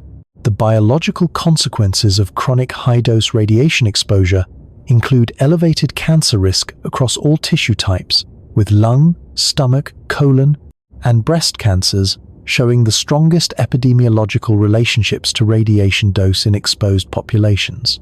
They include accelerated cataract formation in the lens of the eye, which has been documented in astronauts returning from long-duration spaceflight at rates higher than age-matched control populations.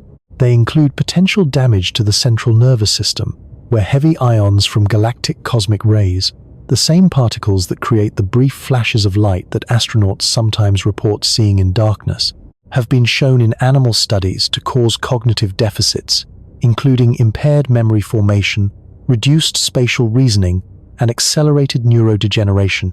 They include cardiovascular degeneration, where radiation-induced inflammation of arterial walls may accelerate the progression of atherosclerosis at rates that become clinically significant over years of chronic exposure.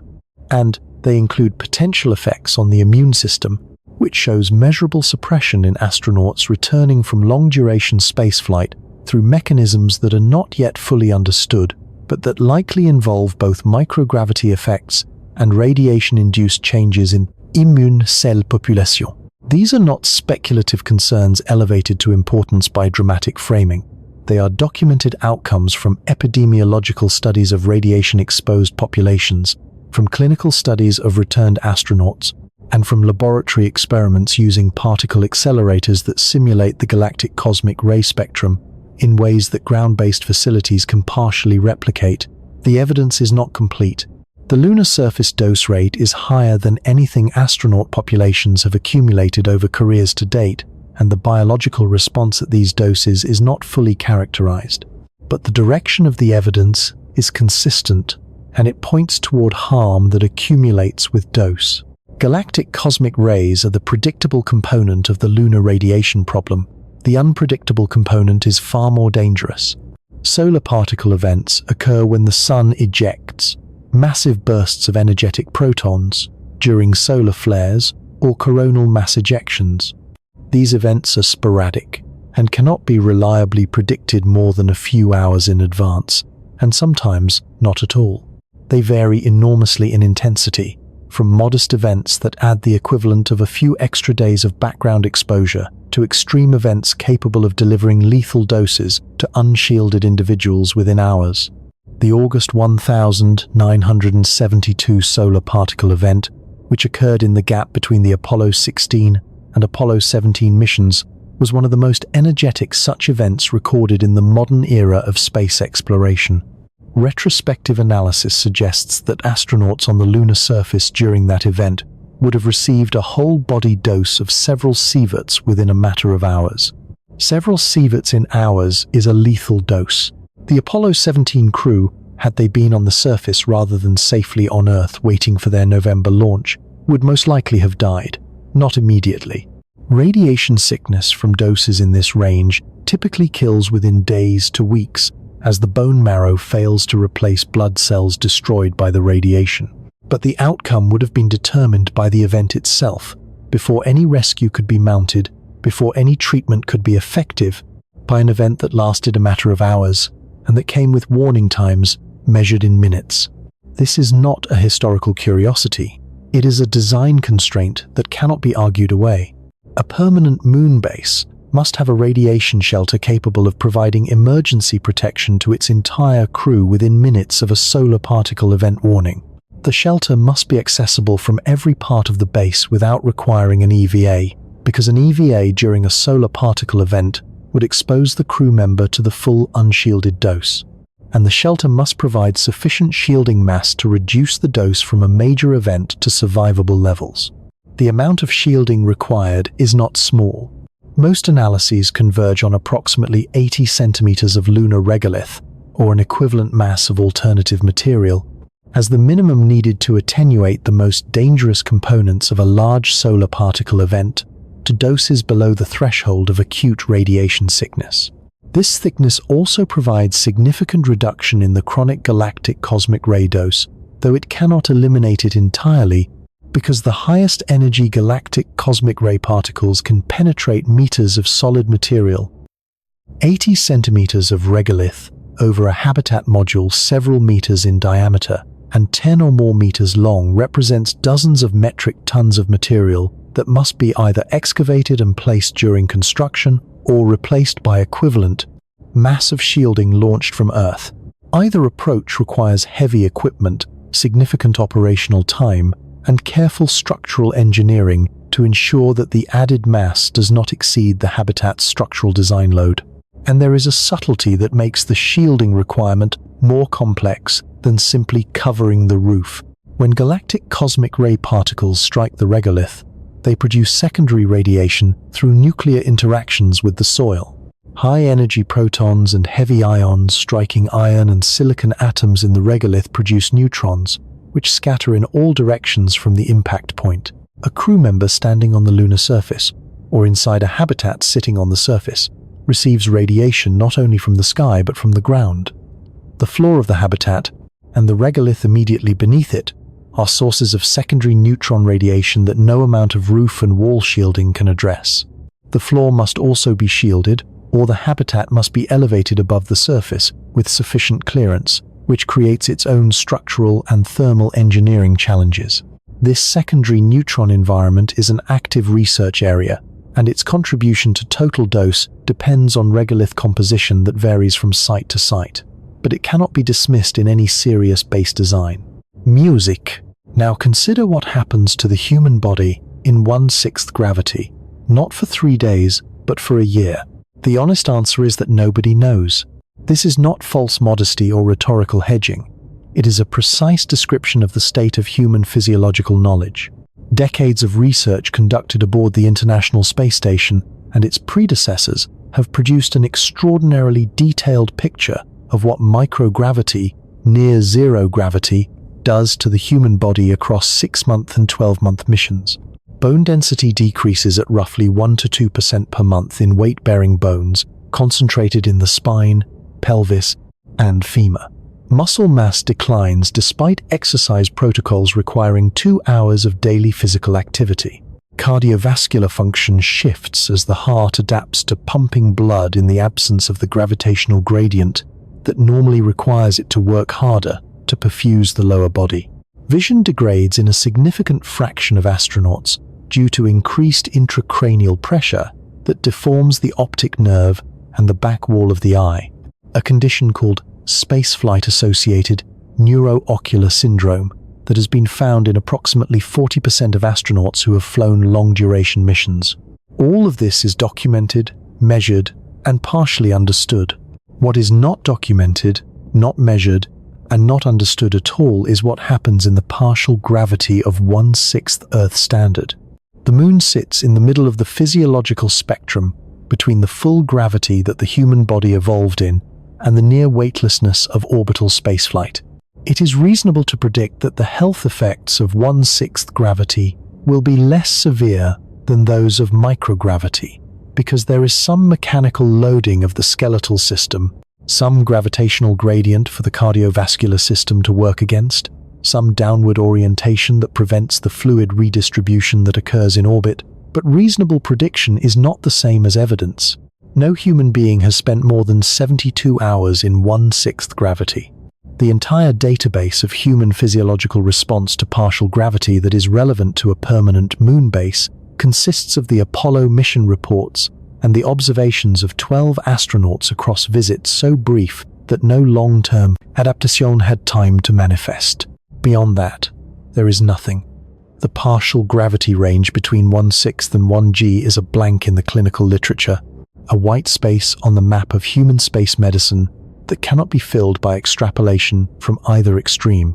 This matters operationally because if 1/6 gravity proves insufficient to maintain bone density at acceptable rates, the base must incorporate countermeasures that go beyond the exercise protocols developed for orbital spaceflight.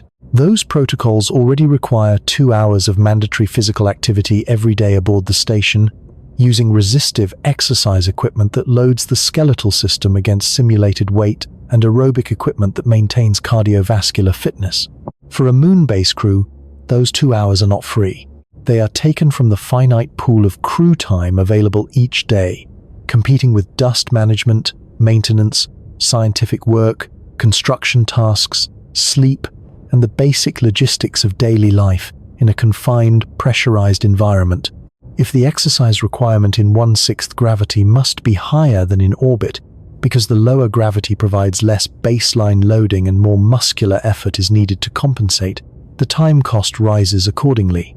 If centrifuge-based countermeasures are needed to generate artificial loading equivalent to Earth gravity, the hardware requirements add mass, volume, power consumption, and mechanical complexity to a habitat that is already constrained on all 4 of those dimensions. And if the countermeasures prove insufficient, or if individual crew members respond to the environment in ways that exceed the predictions, the medical consequences accumulate quietly and continuously in bones that are becoming more fragile with each month that passes. Psychological health presents another dimension of biological risk that worsens with duration in ways that are well documented from analogous extreme environments. Antarctic winter-over stations, where small crews spend months in near-total isolation, darkness, and confinement, provide the closest available terrestrial analog. Research conducted at stations including Concordia and Amundsen-Scott has documented consistent patterns across winter-over populations.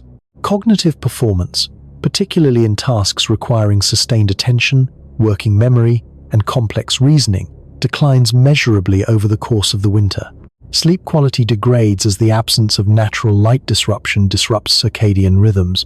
Interpersonal conflict within small isolated groups intensifies with duration in ways that simple personality assessments cannot predict in advance. Depression rates are elevated. A significant fraction of winter over personnel report experiences of perceptual disturbance, heightened irritability, and emotional flatness that partially resolve after return to normal environments. These effects occur in an environment that, compared to the lunar surface, is extraordinarily benign. Antarctic stations have breathable air. They sit in full Earth gravity. They have windows through which the sky, however dark, can be seen. They have access to entertainment, communication with family, and the knowledge that evacuation, while difficult, is possible within days during emergencies. The most isolated Antarctic station, Concordia, sits 900 kilometers from the nearest other human presence during winter over. A moon base sits 240,000 miles from the nearest other human presence, and evacuation from it requires 3 days of spaceflight under conditions that are not emergency optimized. The confined volume of a moon base would be small. Early phase habitats are designed to balance livable volume against the enormous cost of delivering mass to the lunar surface. A crew of 4 might share the equivalent of a modest apartment in terms of pressurized volume, an apartment that is also a laboratory, a workshop, a medical facility, a gym, and a place of work, with no separation between professional and personal space. No privacy worth mentioning, no ability to step outside without a spacesuit and a radiation dose, no view of anything except the grey regolith and the black sky, and the small pale disk of Earth hanging at a fixed position near the northern horizon. This is the environment in which the crew must maintain not just their physical health, but their cognitive performance at the level required to manage a complex life support system in a hostile environment. The base does not merely need people who are alive. It needs people who are mentally sharp, physically capable, and functionally cooperative every day, for months at a time, in conditions that are specifically documented to degrade all 3 of those qualities with duration. Music. Now, add maintenance. Every mechanical system has a designed operational life. Every component within that system has a service interval at which it must be inspected, cleaned, adjusted, or replaced. On Earth, these service intervals are set by manufacturers based on testing in the environments the equipment was designed for. On the Moon, the environment is nothing like what any terrestrial equipment was designed for, and the service intervals established through Earth-based testing do not apply. The International Space Station provides the closest available analog to the maintenance burden of a permanent lunar base, and its record is instructive in a way that the public rarely encounters. The station's environmental control and life support system, known as ECLSS, is one of the most sophisticated and most maintenance-intensive assemblies ever built and deployed. The water recovery system, which processes urine and humidity condensate into drinking water through distillation and catalytic purification, contains a rotating drum assembly, fluid lines, filters, valves, heat exchangers, and a multi-stage chemical treatment train. This system has experienced recurring failures throughout its operational life. The urine processor assembly's distillation drum has required multiple replacements. Pump failures have sent the system offline and forced the crew to rely on stored water while replacement components were delivered. The catalytic reactor that purifies the recovered water has required periodic replacement of its catalyst bed as the catalytic material becomes saturated with contaminants that cannot be regenerated in orbit. The oxygen generation system uses electrolysis to split water into breathable oxygen and hydrogen. Its electrolyzer cell stack degrades over time as the polymer membranes and electrode surfaces wear and must be replaced on a schedule that has proven to be shorter than designers originally predicted under actual operational conditions. The hydrogen produced by electrolysis cannot be stored easily in large quantities, so it is fed to a Sabatier reactor, where it combines with carbon dioxide from the cabin air to produce water and methane. The Sabatier reactor has its own history of component failures, its own maintenance schedule, its own catalogue of anomalies that required engineering team involvement to diagnose and resolve. The carbon dioxide removal system uses beds of zeolite material to absorb carbon dioxide from cabin air, and then regenerates those beds by heating them and venting the released carbon dioxide overboard.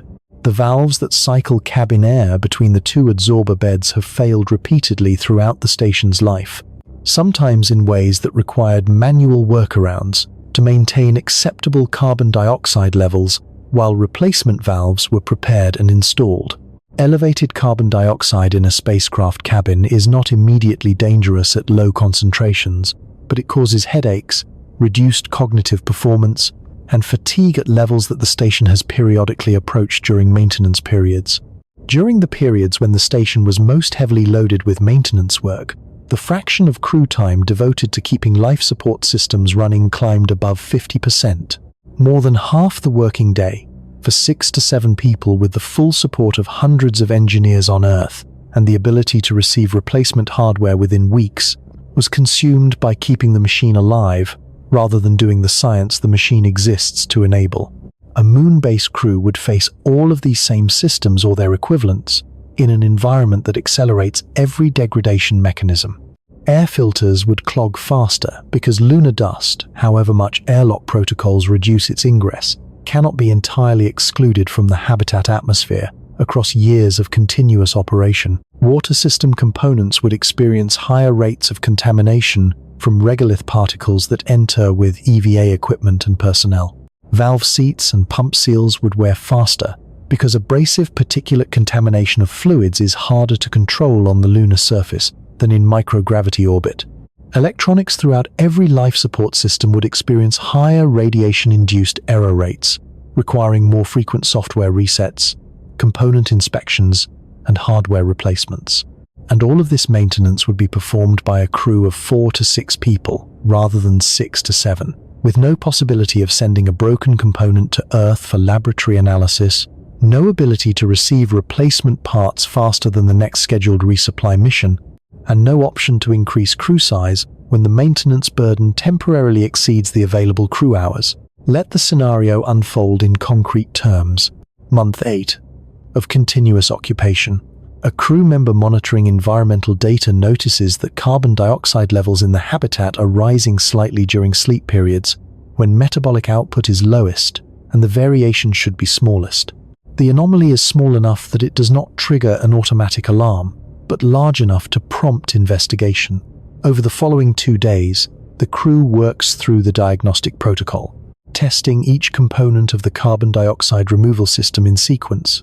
They identify a valve whose seat has worn unevenly, likely from a combination of thermal cycling and fine particulate contamination in the gas stream. The valve is not failing completely. It is leaking slightly in its closed position, allowing carbon dioxide to bypass the adsorber bed during regeneration cycles instead of being captured. Replacing the valve requires partially disassembling the carbon dioxide removal assembly.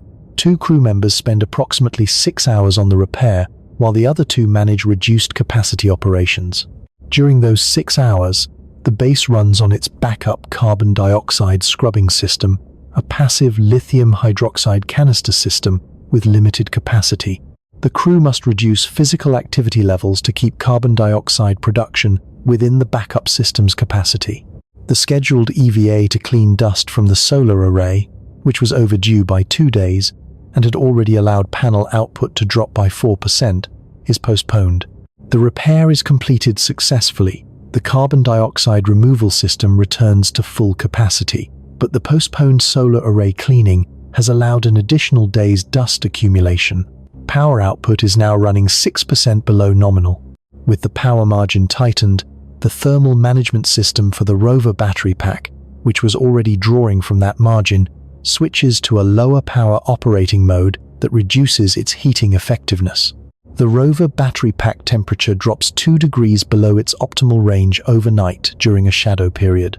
The following week, routine monitoring of the rover's telemetry shows that one of its wheel drive motors is drawing slightly elevated current. The bearing in that motor, lubricated with a compound that is performing marginally below its design specification due to the temperature excursion, is showing early signs of increased friction. The bearing has not failed. It is showing the early signature of failure in the data. Weeks before it would become operationally limiting, the crew now holds a prioritization decision. The solar array must be cleaned to restore power margin. The rover bearing must be serviced, or the motor must be monitored closely and the rover's operational use reduced to extend its remaining service life. 2 other routine maintenance items have been deferred during the week of carbon dioxide system work and also need attention. And the crew's weekly allocation of exercise time, the 2 hours per crew member per day, that is not optional but mandatory for health, has already been reduced by the repair work, meaning that bone density and cardiovascular fitness are declining slightly faster than they should. Every choice forecloses another option. Every repair displaces another task. This is not a scenario constructed to make the situation appear maximally difficult. This is a realistic progression from a single minor system anomaly through the cascading effects that follow from the interdependency of every system in a constrained environment with finite resources and finite crew capacity. On a well-run base with adequate spares and a well-prepared crew, each of these issues is manageable. None of them individually constitutes a crisis, but manageable and demanding are not opposites. The maintenance demand is real, and it is continuous, and it grows as systems age. By month 18, multiple systems will be approaching the end of their designed service lives simultaneously. The base that was running with manageable maintenance demands at month 8 is running with heavier demands at month 18, with crews who are slightly more fatigued, slightly more physically deconditioned, slightly more affected by the cumulative psychological burden of months in confinement, facing a maintenance load that is somewhat heavier than when they arrived. The base does not stabilize at a steady maintenance level. The maintenance burden increases with time, and the supplies necessary to address that increasing burden must come from 240,000 miles away, on a schedule that is not guaranteed, through a supply chain whose fragility represents the last and most consequential of the deep threats. A permanent moon base must survive. 10点50分, everything described so far exists inside the base. The dust infiltrates the habitat through the airlock. The thermal cycling stresses the joints and seals from outside, but manifests as failure from inside. The radiation threads through the walls and accumulates in the tissue of the people working within. The power margins narrow during shadow periods that the crew watches approach on schedules they can calculate to the hour. The maintenance backlog grows inside the habitat, in the workshops and equipment bays where crew members spend their working hours. All of these are problems that the base generates from within itself, emerging from the interaction of the environment with the hardware and the people. They are hard problems. They are the problems that dominate the engineering literature and the mission planning documents and the risk registers that NASA and its commercial partners maintain. But there is another category of problem entirely, one that does not emerge from inside the base, one that arrives from outside it, or more precisely, one that fails to arrive, one that originates not in the lunar environment, but in the relationship between the base and the world that built it, and that must continue feeding it indefinitely across a distance that no logistics chain in human history has ever been asked to bridge at this scale, and with this level of consequence for failure. The supply chain, 240,000 miles of vacuum between the base and the nearest hardware store, 3 days of spaceflight between a crew member in crisis and the nearest hospital, months between the recognition that a critical component is failing and the arrival of its replacement. This is the final enemy, and in some ways the most dangerous one, because it is the only enemy that cannot be addressed by engineering the base itself better. It can only be addressed by maintaining, indefinitely, a logistical commitment from Earth that is expensive, complex and vulnerable to exactly the kinds of institutional failures that have ended previous lunar programs before they reached their goals. Music. Consider the arithmetic of resupply. A 4-person crew consumes approximately 1.5 kilograms of food per person per day. Over a year, that is approximately 2,200 kilograms of food for 4 people, assuming no local food production capability, which in the early phases of the base is a safe assumption. The water recovery system, running at the 90% efficiency that the International Space Station achieves under ideal conditions, still loses 10% of the water that passes through it to irreversible contamination or system losses. For a 4-person crew consuming approximately 3 liters of water per person per day in drinking and food preparation, the 10% loss requires approximately 400 liters of replacement water per year, roughly 400 kilograms. Oxygen losses from airlock cycling, minor pressure maintenance leaks, and system consumption add another several hundred kilograms of gas that must be replaced annually unless the base has fully operational electrolysis capability drawing on locally produced water. The consumable components of life support, dust filtration elements, carbon dioxide, scrubber beds, water purification catalyst cartridges, electrolysis cell membranes, add hundreds more kilograms across a year of continuous operation.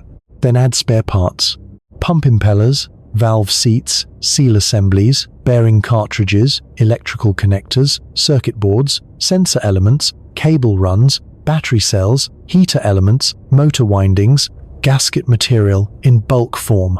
The manifest for a single year of lunar base operation, maintained at the level of reliability required to keep 4 people alive, runs to thousands of individual line items. Each one is critical enough that its absence could degrade some aspect of base functionality. Some are critical enough that their absence could cascade into a life support failure within days.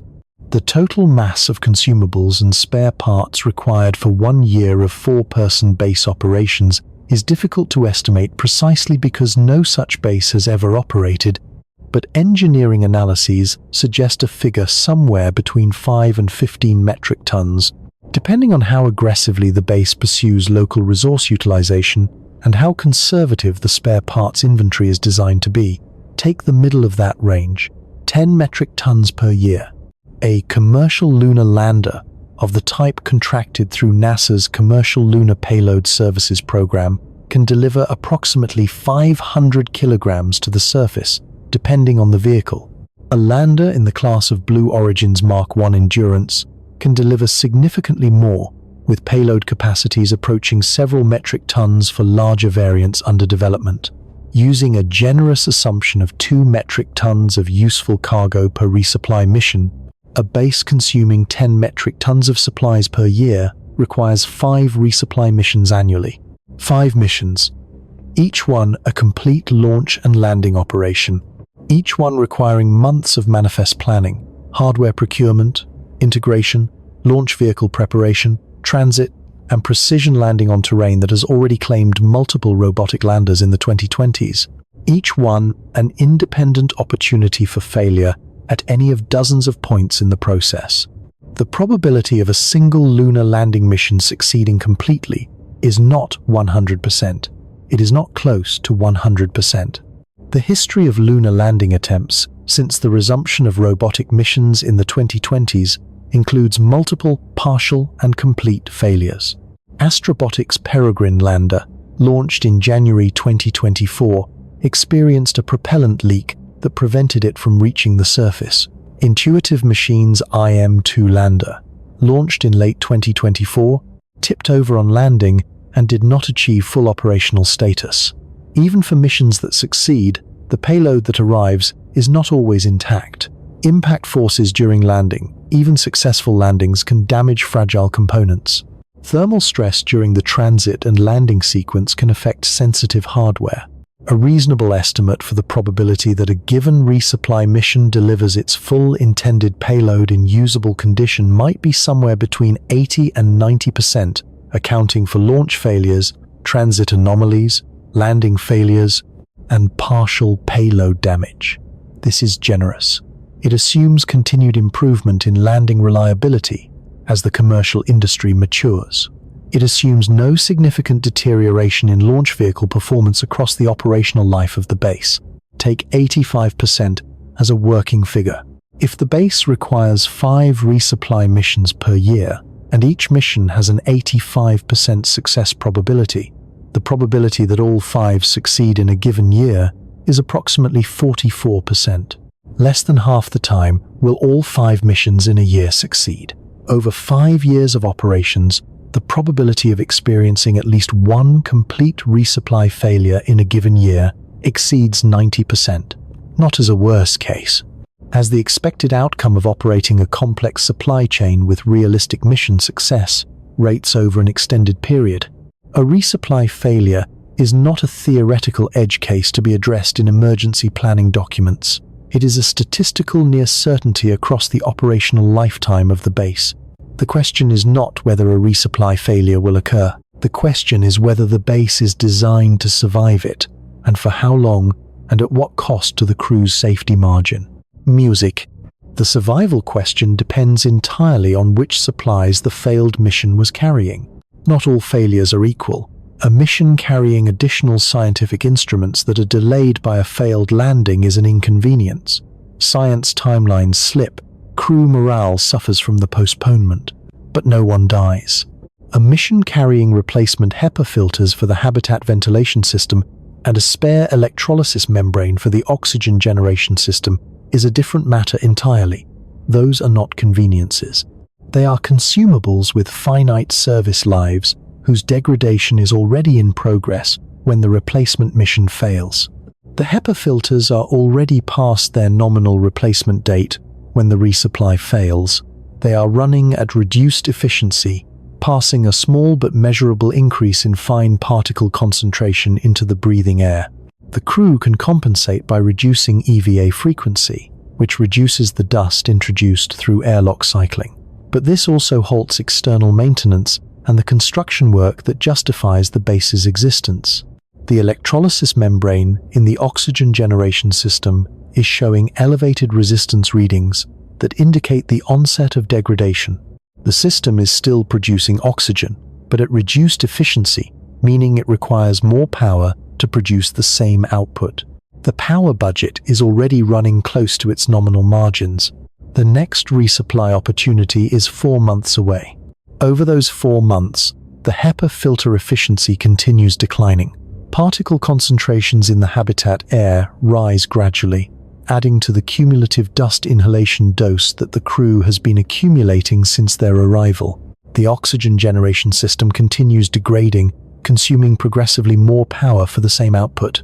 At some point, the system's efficiency will fall below the threshold at which it can meet the habitat's oxygen demand at available power levels. Before that threshold, the crew will need to begin conserving power in other ways, reducing rover operations, reducing heating margins on external equipment, accepting reduced redundancy in systems that should ideally have backup capacity available. 4 months is survivable. It is not comfortable. It is not safe in the sense of providing adequate margins. It is the kind of survival that trades health and equipment life and future capability against the immediate requirement to remain alive through the gap between the failed mission and its replacement. Now imagine the same scenario with a different cargo manifest. Month 14, the resupply mission carrying replacement components for the water recovery system's distillation assembly, which has been showing bearing wear signatures for 6 weeks, fails during landing approach. The lander's descent engine produces insufficient thrust at low altitude, possibly due to a propellant valve malfunction, and the vehicle impacts the surface at a speed that destroys its payload.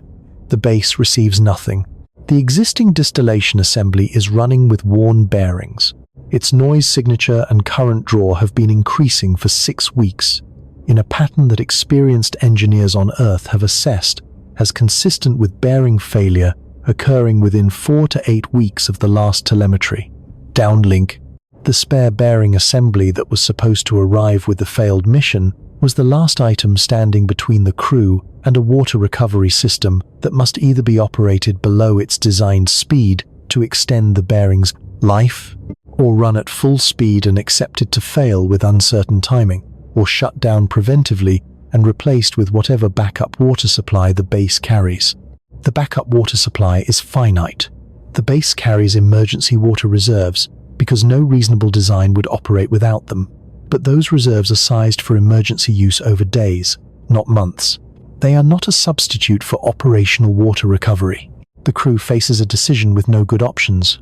They can operate the distillation assembly at reduced speed, extending the bearing's remaining life, but also reducing water recovery throughput, which means accumulating a water deficit that draws down the emergency reserves gradually.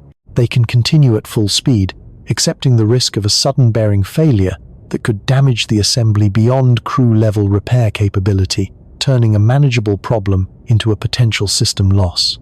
Or they can shut the system down proactively, preserving the assembly for the 4 months until the next resupply, during which time the crew must manage water consumption at levels designed for emergency survival rather than comfortable operations. None of these options is safe. All of them accept degraded operations as the price of survival. And across those 4 months, while the water situation is being carefully managed, the carbon dioxide removal system continues its independent degradation. The rover continues accumulating bearing wear. The solar panels continue receiving slightly less sunlight than nominal because cleaning them would require an EVA that the crew is conserving for more critical tasks. The crew members continue accumulating radiation dose. The bones of the crew members continue their slow loss of density, perhaps slightly faster than planned, because the exercise schedule has been compressed by the time required to manage the water system crisis. The systems do not pause their degradation out of consideration for the fact that another system is already in crisis. They continue their independent trajectories simultaneously because the moon does not grant exceptions. Music. The 3-day transit time between Earth and the moon is frequently cited as the feature that distinguishes a lunar base from a Mars base and makes the moon the more manageable of the two destinations. And it is an advantage. The 9-month transit to Mars creates resupply challenges that make the lunar situation look almost comfortable by comparison. A Mars crew facing a life support failure cannot receive any help, any component, any advice beyond what travels at the speed of light across an ever-increasing distance for the duration of their mission regardless of circumstances. 3 days is better than 9 months. This is true. But 3 days is not 3 hours. And the difference between 3 hours and 3 days is the difference between a supply chain that can respond to emergencies and one that cannot. An emergency on the International Space Station in low Earth orbit can be addressed by a returning Soyuz or Dragon crew within hours. The station maintains docked escape vehicles at all times, sized for the full crew complement that can undock and begin deorbit within minutes of an emergency declaration. If a crew member has a medical emergency that exceeds the station's treatment capability, evacuation is possible within the time frame that determines outcomes for most medical emergencies. If a critical component fails and no spare is available aboard the station, an emergency resupply mission can be prepared and launched within days. A moon-based crew has none of these options. A medical emergency that exceeds the base's treatment capability cannot be evacuated in hours. The earliest possible response, assuming an emergency evacuation vehicle is already prepared for launch at the moment the emergency occurs, which is not a realistic assumption for early phase operations, is 3 days. For many medical emergencies, 3 days determines the outcome as surely as 9 months would. A failed life support component, for which no spare is available at the base, cannot receive an emergency resupply mission within days. Preparing an emergency launch requires vehicle readiness that takes weeks at minimum, transit takes 3 days, and landing requires conditions that are not always available on demand. The practical timeline for an emergency resupply response to a lunar base is measured in weeks to months, not days. The crew must survive on their own resources for the entire duration of that response time. This is not a criticism of the program design. It is a physical reality of what it means to operate on the moon rather than in low Earth orbit. The design response to this reality is exactly what NASA's phased approach attempts to provide. Sufficient redundancy in critical systems that no single failure can create an immediately life-threatening situation. Sufficient consumable reserves to bridge supply gaps of reasonable duration, and sufficient in-situ resource utilization capability to reduce dependence on resupply for the most critical commodities. These are the correct responses. They reduce the risk. They do not eliminate it. And they are all more difficult to implement than they appear in the mission architectures, for exactly the reasons described throughout this account. Redundancy adds mass. Reserves add mass. In-situ resource utilization requires equipment that must itself be launched, landed, maintained, and powered. Every layer of protection against supply chain failure adds to the total mass that must be delivered to the surface, which increases the number of missions required which increases the number of opportunities for a mission to fail, which increases the probability that at some point a critical delivery does not arrive. The base grows more capable and more vulnerable simultaneously as it expands, because every new capability creates new dependencies, and every new dependency creates a new way for the supply chain to fall short. Music. There is one more dimension of the resupply problem that the engineering analyses address, but the public conversation almost never reaches. The supply chain is not just a technical system, it is a political and institutional one. Every resupply mission requires a budget appropriation. Every budget appropriation requires a congressional vote. Every congressional vote occurs in a political environment that extends across multiple election cycles, through administrations with different priorities, through budget crises and competing demands on public resources that have nothing to do with the cost of keeping 4 people alive on the moon. The base that is launched in 2032 or 2033 must receive resupply missions in 2035, 2037, 2039, 2041, and every year thereafter, indefinitely, for as long as it is occupied. Each of those missions costs hundreds of millions of dollars. Each of them requires institutional commitment from an agency that has historically operated under budget uncertainty, from a Congress that has historically been unreliable in sustaining multi-decade space programs, and from commercial partners whose financial viability depends on continued government contracts. This is not speculation about future political dysfunction.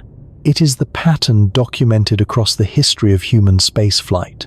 The Constellation program, announced in 2004 as a comprehensive plan to return humans to the moon by 2020, received billions in funding, produced hardware, conducted engine tests, and employed thousands of engineers before being cancelled entirely in 2010, when an independent review concluded that the program was underfunded relative to its goals and could not achieve a crewed lunar landing on any realistic timeline without budget increases that the political environment could not sustain.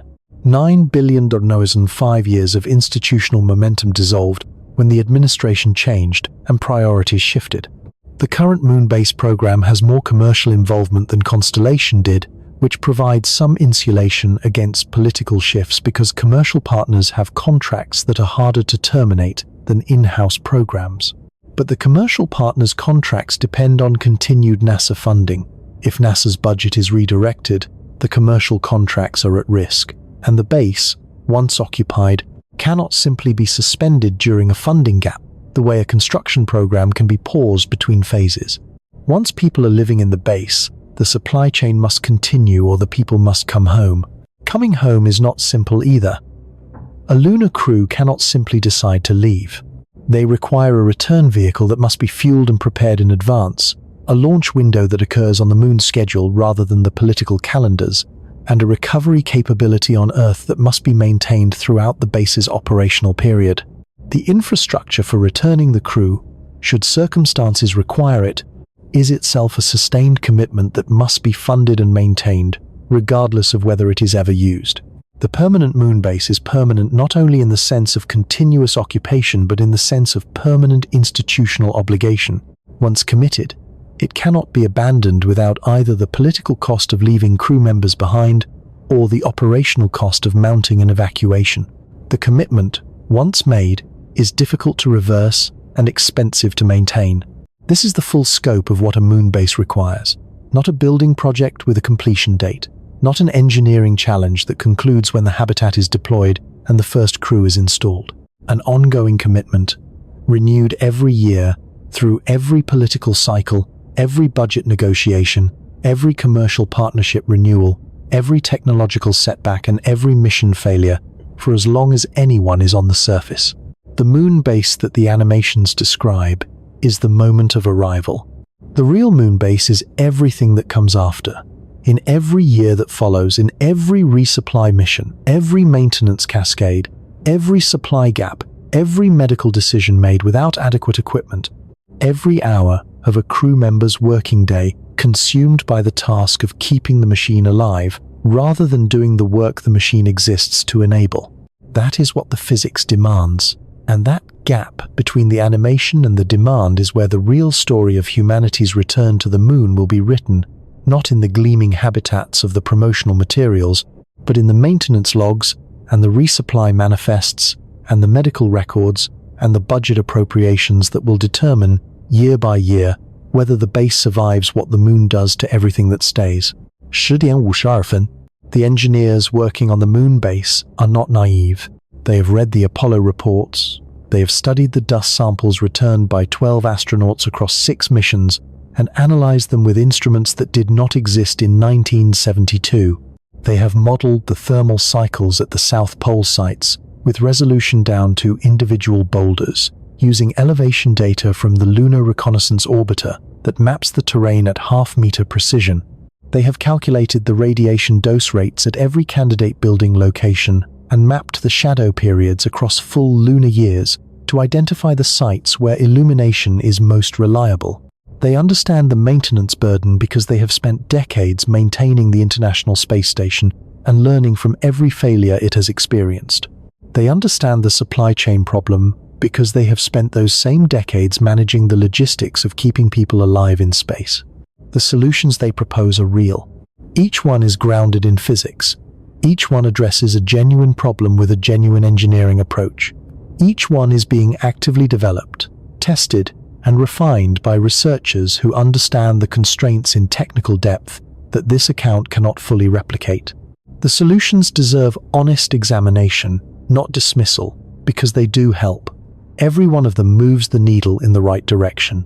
But helping is not the same as solving. And the gap between those two words is where the difficulty lives. Music. The solution that generates the most optimism, and that represents the strongest single argument for the South Pole location, is water ice extraction.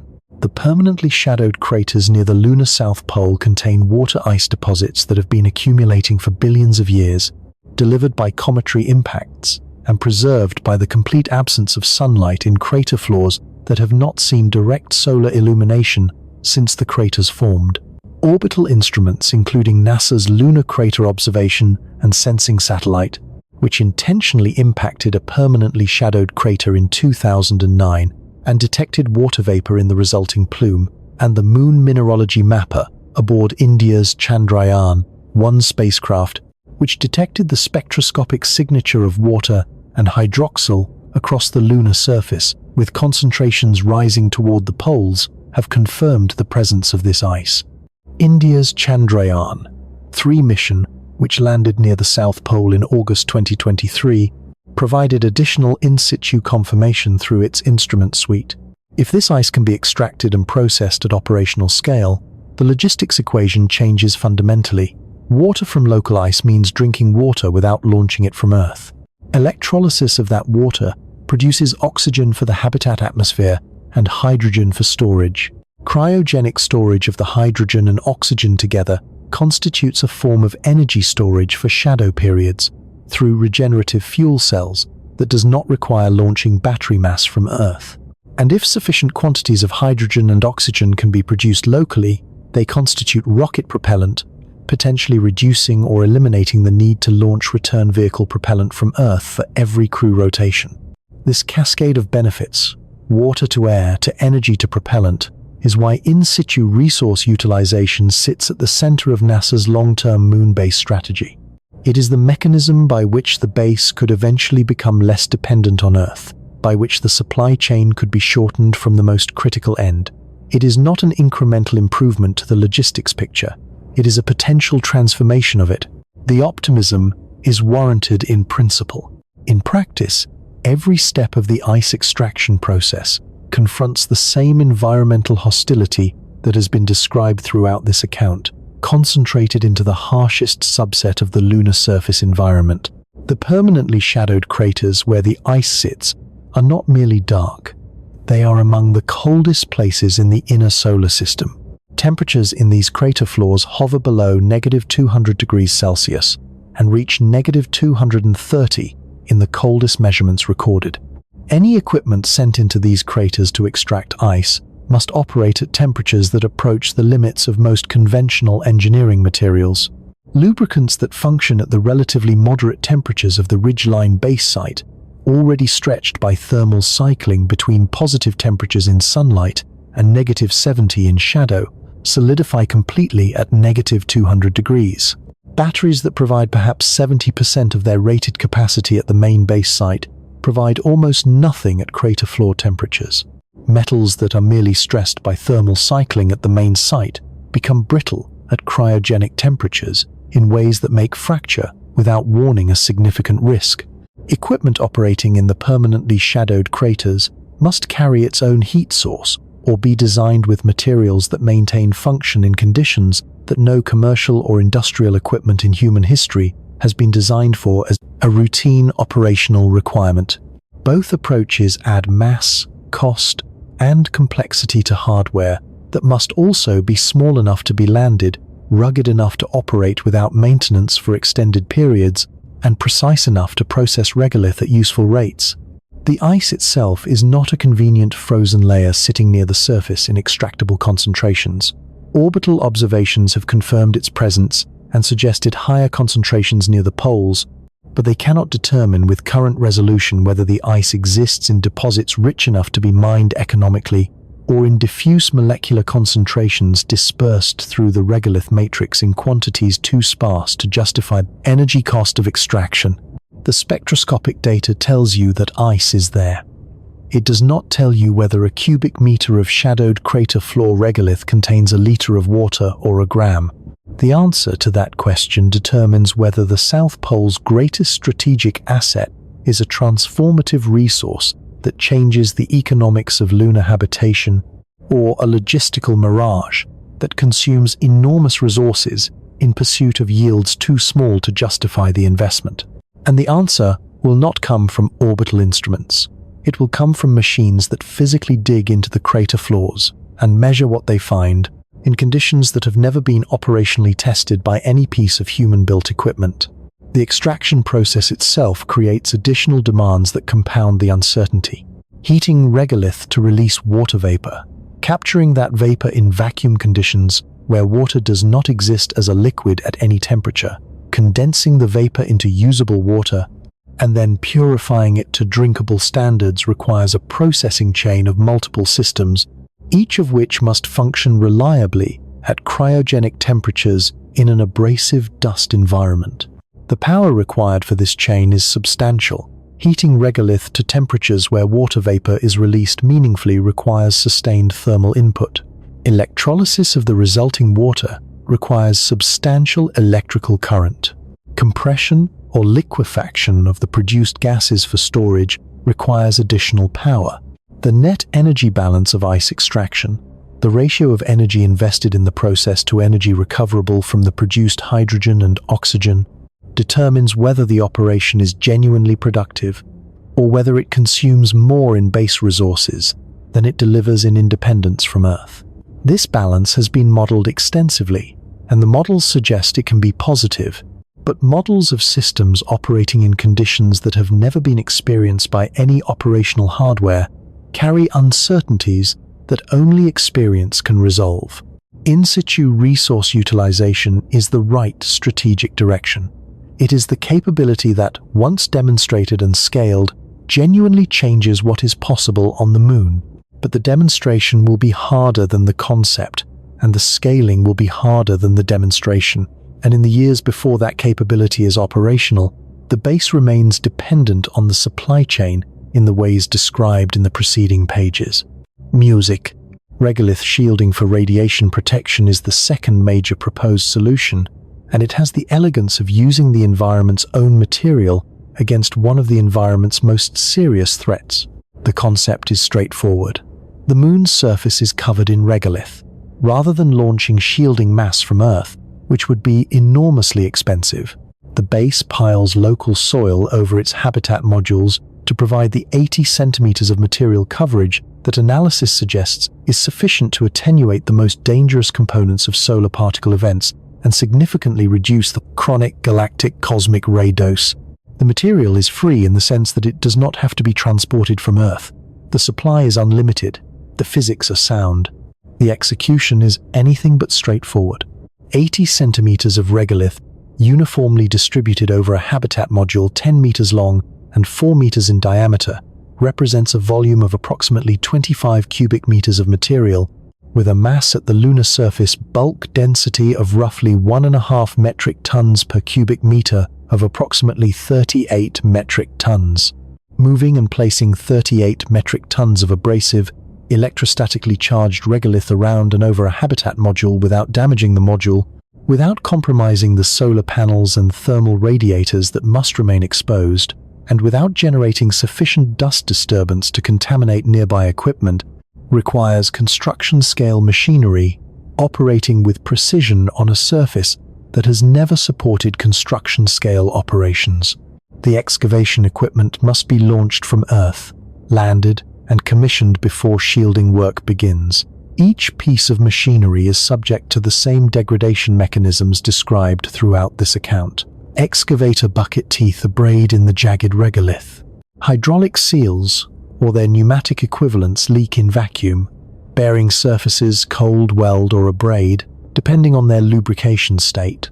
Optical sensors used for precision positioning cloud over with dust.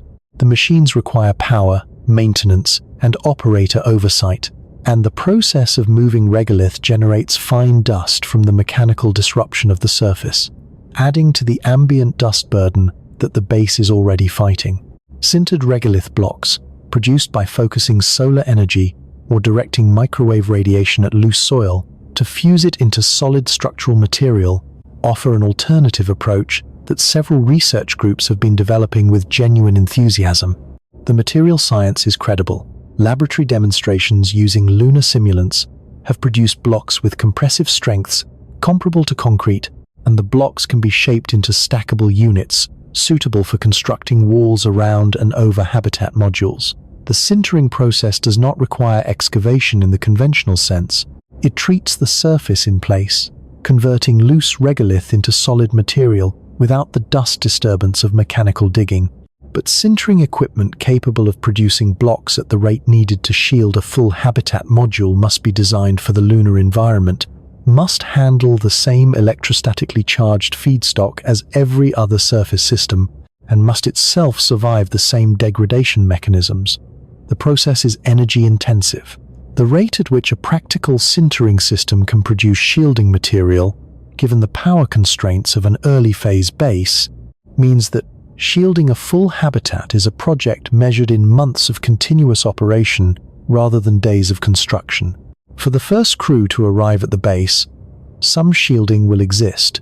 The emergency radiation shelter, the hardened volume that the crew retreats to during solar particle events, will be among the highest priorities for robotic construction before any human lands. But complete regolith shielding of all inhabited volumes, the condition that provides meaningful reduction in the chronic galactic cosmic ray dose, will be a goal in progress rather than an achieved condition when the first crew begins its rotation. The first crews will accumulate more radiation dose than the design target, while they wait for the shielding construction to catch up with the habitation. Music. Robotics and autonomous systems represent perhaps the most broadly discussed category of proposed solutions, and the logic is genuinely compelling. If the lunar environment is too hostile for continuous human exposure, reduce the human exposure by using machines for the most dangerous, tedious, and physically demanding tasks. Robotic excavators for regolith moving, autonomous rovers for external inspection and solar panel cleaning, remotely operated drills for ice sampling and extraction, construction robots for assembling habitat modules and placing shielding material, maintenance robots for performing routine external servicing tasks that would otherwise require EVAs. The logic is right. The execution is limited. Robotic systems on the moon face every physical challenge that human systems face, minus the biological vulnerabilities, plus an entirely different set of limitations that are easy to underestimate from the perspective of terrestrial robotics experience. Robotic joints accumulate dust, lubricants outgas, bearings cold weld, polymer cable insulation embrittles under radiation, optical sensors cloud over. Electronics experience radiation-induced bit flips that require software watchdogs and reset cycles that interrupt operations at unpredictable moments. Battery capacity falls in extreme cold. Motors that were sized for nominal conditions draw excess current and generate excess heat when regolith infiltration increases joint friction. A robot on the moon is not exempt from the lunar environment. It is subject to every physical attack that the environment mounts. Without the ability to report discomfort, without the judgment to recognize that a component is about to fail, and without the flexibility to improvise a solution when the nominal procedure proves inadequate for the actual condition encountered. Earth-based teleoperation of lunar robots involves a round-trip signal delay of approximately 2.5 seconds. This is long enough to make real-time control of tasks requiring fine motor coordination impractical. A human operator on Earth who reaches out to pick up an object and receives visual feedback 2.5 seconds after the action has already occurred cannot adjust in time to prevent a collision or a misstep. Teleoperated robots on the moon must therefore operate with significant autonomy, making local decisions without waiting for operator confirmation, which requires software sophisticated enough to handle the unpredictability of an alien surface environment. Current autonomous systems are capable of impressive performance in structured environments, factory floors, controlled testing ranges, well-mapped indoor spaces, where the range of conditions the system might encounter is bounded, and the consequences of unexpected conditions are recoverable. The lunar surface is not a structured environment. It is an alien terrain covered in electrostatically charged material of varying depth and consistency, crossed by shadow boundaries that create abrupt temperature transitions, populated with boulders and surface irregularities that do not appear in pre-mission orbital maps at the resolution required for autonomous navigation. Robots help. This is not a dismissal. The robotic precursor missions in NASA's Phase 1 plan are specifically designed to characterize the environment at candidate base sites, test autonomous operations in real lunar conditions, and develop the experience base that will make later robotic systems more capable. This is the correct approach. The lessons learned from Phase 1 robots will make Phase 2 and Phase 3 robots better. But the lesson learned from every previous attempt to substitute robotic capability for human presence in complex environments is that robots do the things they are specifically designed and trained to do and struggle with everything else.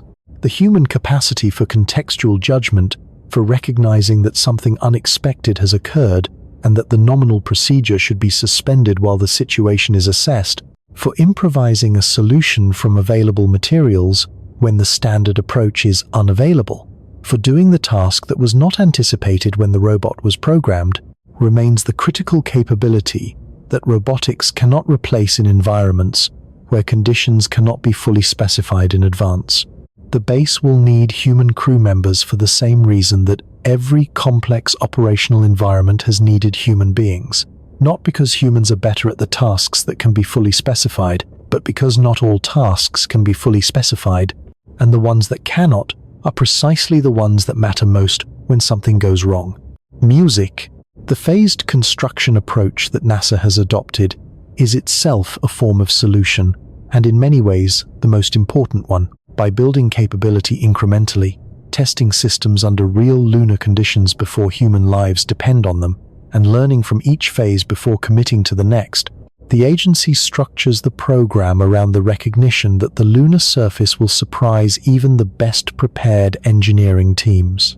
Phase 1 robotic missions will discover things about the South Pole environment that orbital observations cannot reveal. The dust behavior at the specific candidate sites, the actual bearing capacity of the regolith at the locations where habitat foundations must be placed, the real performance of power systems under actual South Pole illumination conditions over a full lunar year, the actual water-ice concentrations in the crater floor regolith at the candidate extraction sites. Each discovery will modify the Phase 2 plans. Each Phase 2 outcome will modify the Phase 3 plans. This is not a weakness of the program. It is its greatest strength, the acknowledgement that reality will differ from models and that the program must be structured to learn and adapt rather than to execute a fixed plan regardless of what the environment reveals. But phased construction carries its own critical vulnerability. Time. The plan stretches across a decade, from the current robotic precursor activities through the mid-2030s, when sustained human habitation is projected to begin. A decade is not a long time in the history of space exploration. The Apollo program, from President Kennedy's 1,961 commitment to the 1,969 landing, was 8 years. The International Space Station, from initial approval to first occupation, was 13 years. These programs sustained their institutional momentum across comparable timespans, and they succeeded. But they also benefited from political conditions that the current moon base program may not fully replicate. Apollo had the Cold War as its driver, a geopolitical competition that made cancellation politically unacceptable regardless of cost. The space station had a bipartisan foundation and the strategic value of its international partnerships, particularly with Russia during the post-Cold War period, that made it difficult to cancel without significant diplomatic cost. The moon base program, announced in 2026, has commercial partners and international interest, but lacks the binding international commitment that gave the space station its institutional resilience. Its timeline extends across at least 2 presidential administrations beyond the one that initiated it. Its budget must be reauthorized annually by a Congress that has, throughout the history of the space program, alternated between enthusiastic support and determined underfunding at intervals that do not align with the multi-decade timescales of major space infrastructure programs. The historical precedent is uncomfortable. Constellation, announced in 2004 with bipartisan support and genuine technical progress, was cancelled in 2010 after 5 years and $9 billion, not because it failed technically, because an independent review concluded it was underfunded relative to its goals, and because a new administration had different priorities. The hardware that had been built was abandoned, the engineering teams dispersed, the momentum dissolved. The moon receded from NASA's operational horizon for over a decade, until the Artemis program re-established it. The current program has stronger commercial foundations than Constellation did. Commercial partners with invested capital and future revenue dependent on program success create stakeholder pressure that pure government programs lack. This is a genuine structural advantage. But commercial partners whose financial viability depends on continued government contracts are not immune to program cancellation. They are merely better positioned to advocate against it. If funding is interrupted or redirected at any point during the decade-long build, the base could stall in an incomplete state. Hardware already landed on the surface would sit degrading under the same dust, radiation, and thermal cycling that attacks everything else on the lunar surface. Engineering teams would disperse to other projects. The institutional knowledge accumulated through years of lunar operations would scatter into the broader aerospace industry. The next attempt to complete the base would begin not from where the previous effort left off, but from a position weakened by the scar tissue of apparent failure and public skepticism that the goal is achievable within political timescales. Each proposed solution taken in isolation is reasonable. Water ice extraction, regolith shielding, robotics, nuclear power, phased construction. Each addresses a real problem with a real engineering approach. Each has been developed by serious people applying rigorous analysis to genuine challenges. Each one helps, but none of them eliminates the underlying difficulty. Each one costs. The costs are measured in mass that must be launched, power that must be generated, crew time that must be allocated, complexity that must be managed, and political commitment that must be sustained across years that will bring challenges no planning document anticipates. When you add the costs of all solutions together, the total burden is staggering. The base does not merely need a habitat. It needs a habitat plus a power plant plus a radiation shelter plus a dust mitigation system plus a thermal management system plus ice mining equipment plus construction robots plus a maintenance infrastructure plus a resupply chain plus medical facilities plus communication relays plus rovers plus spare parts for every one of these systems plus the crew time to operate and maintain all of it simultaneously. This total system, with all its interdependencies, is what a moon base actually is. And keeping this system alive is not a one-time engineering achievement that occurs at commissioning and then sustains itself. It is a continuous operational commitment, renewed every hour by a crew operating at the limits of human physiological and psychological resilience in an environment that finds every weakness in every system and exploits it continuously, without pause, without mercy, without any concession to the difficulty of what the humans inside are trying to do. The solutions do not eliminate the threats. They trade them for different burdens, and the total weight of all the burdens, the mass of all the solutions and all the costs they carry, is what a permanent moon base actually demands from every generation of human beings that commits to keeping it alive. There is a place on Earth where a small group of human beings spends 8 months in conditions that offer the closest available approximation to what a lunar base crew will experience. The Amundsen-Scott South Pole Station sits at the geographic South Pole of Earth, at an elevation of 2,800 meters on a continental ice sheet that stretches in every direction to a horizon that offers nothing but white emptiness. The station supports a winter-over crew of roughly 40 to 50 people through the Antarctic winter, a period of approximately 8 months during which the sun does not rise above the horizon, temperatures fall below -70 degrees Celsius, and the nearest other human beings are 900 kilometers away at the coast. No aircraft can reach the station during winter. No emergency evacuation is possible. The crew that arrives in February stays until October, regardless of what happens between those months. The people who winter over at Amundsen-Scott experience some of the most demanding conditions in which human beings have sustained operations outside of space itself. The station requires constant maintenance. Its power generators burn jet fuel delivered by aircraft during the brief Antarctic summer, and if the generators fail during winter, the crew has hours rather than days before the station becomes uninhabitable. The psychological effects of prolonged darkness, confinement, and isolation are documented and significant. Cognitive performance declines measurably. Interpersonal dynamics grow strained in ways that pre-deployment personality assessments cannot predict. A meaningful fraction of winter-over personnel reports psychological effects that persist for months after return to normal environments. And yet, the Amundsen-Scott station sits on a planet with a breathable atmosphere that extends all the way to the front door. The temperature inside the station, however cold it is outside, can be maintained with adequate fuel. The crew can, in an emergency, put on extreme cold weather gear and walk outside and breathe. The radiation environment is Earth's, moderated by a magnetic field and an atmosphere that reduce the cosmic ray dose to the same background level that you experience wherever you live. The gravity is full Earth gravity, which means the crew's bones are under full skeletal loading throughout the winter, and the profound physiological changes of partial or zero gravity do not occur. The station receives regular radio communication with the rest of the world. The crew knows, with certainty, that when October comes, aircraft will arrive and they can leave.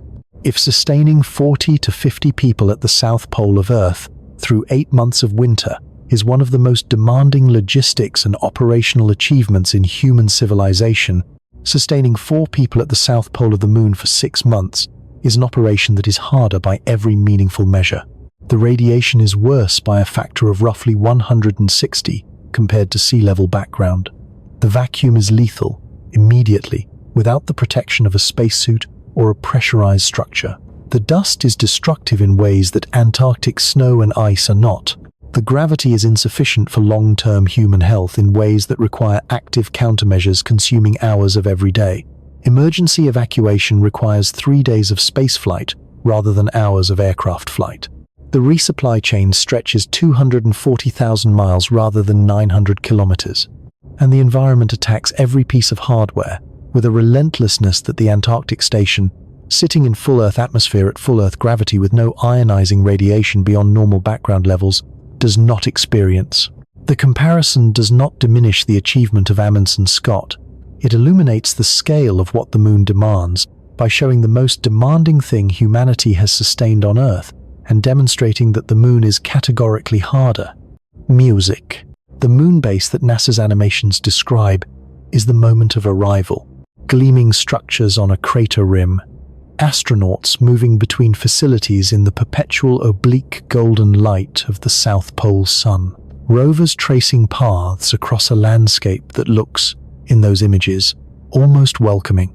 It is a vision of achievement, of a species extending itself beyond its cradle world to establish a permanent presence on another. And it is not wrong. That moment will exist if the program succeeds. The first crew will arrive. The habitat will be pressurized. The solar arrays will be generating power. The base will be real, and it will be there, and it will represent one of the genuine achievements in the history of human exploration. But the real moon base is everything that comes after that moment. It is month 3, when the first dust-induced filter degradation requires an unscheduled maintenance day that pushes the scientific schedule back by a week. It is month 7, when the thermal cycling of a particularly cold shadow period produces the first detectable crack propagation in a seal assembly that was designed to last 18 months, and has now shown that its actual service life in real conditions is shorter than the models predicted. It is month 11, when a crew member's bone density measurements come back below the threshold that the mission protocol defines as requiring escalated countermeasures, and the medical team on Earth must decide whether to extend the exercise requirement or recommend early crew rotation. It is the maintenance log that accumulates entries faster than the crew can clear them. It is the resupply manifest reviewed weekly for the items that are approaching depletion and the spare parts that were not included in the last delivery because the mass budget was already exceeded. It is the radiation dosimetry records, showing each crew member's accumulated dose rising toward the career limit on a timeline that will require rotation before the second crew is fully trained. It is the engineering decision made at 3 in the morning habitat time when the mission clock shows that the carbon dioxide removal system has entered a fault mode that the nominal troubleshooting protocol does not address, and the crew must work from first principles with engineers on Earth to develop a procedure that has never been tested because the combination of dust contamination and thermal cycling and polymer degradation that produced this specific fault mode was not anticipated during pre-mission planning. It is the ordinary, extraordinary difficulty of keeping a machine alive in an environment that attacks it through every mechanism physics allows, every hour of every day, with no pause and no forgiveness, and no consideration for the finite capacity of the 4 human beings inside who are trying to keep it running. This is what the physics demands from a permanent moon base, not a construction achievement, a permanent war of maintenance against an environment that wages the war automatically, simply by existing. Music. The moon is 240,000 miles away. You can see it from your backyard on a clear night. It looks serene in a way that no other astronomical object looks serene, because it is close enough that the surface is visible, close enough that with binoculars you can see the craters and the mountain ranges and the vast grey plains that earlier generations called seas before they understood there had never been water in them.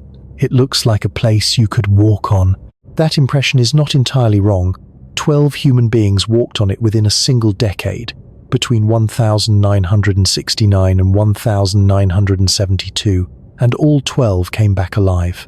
That achievement is one of the greatest in human history.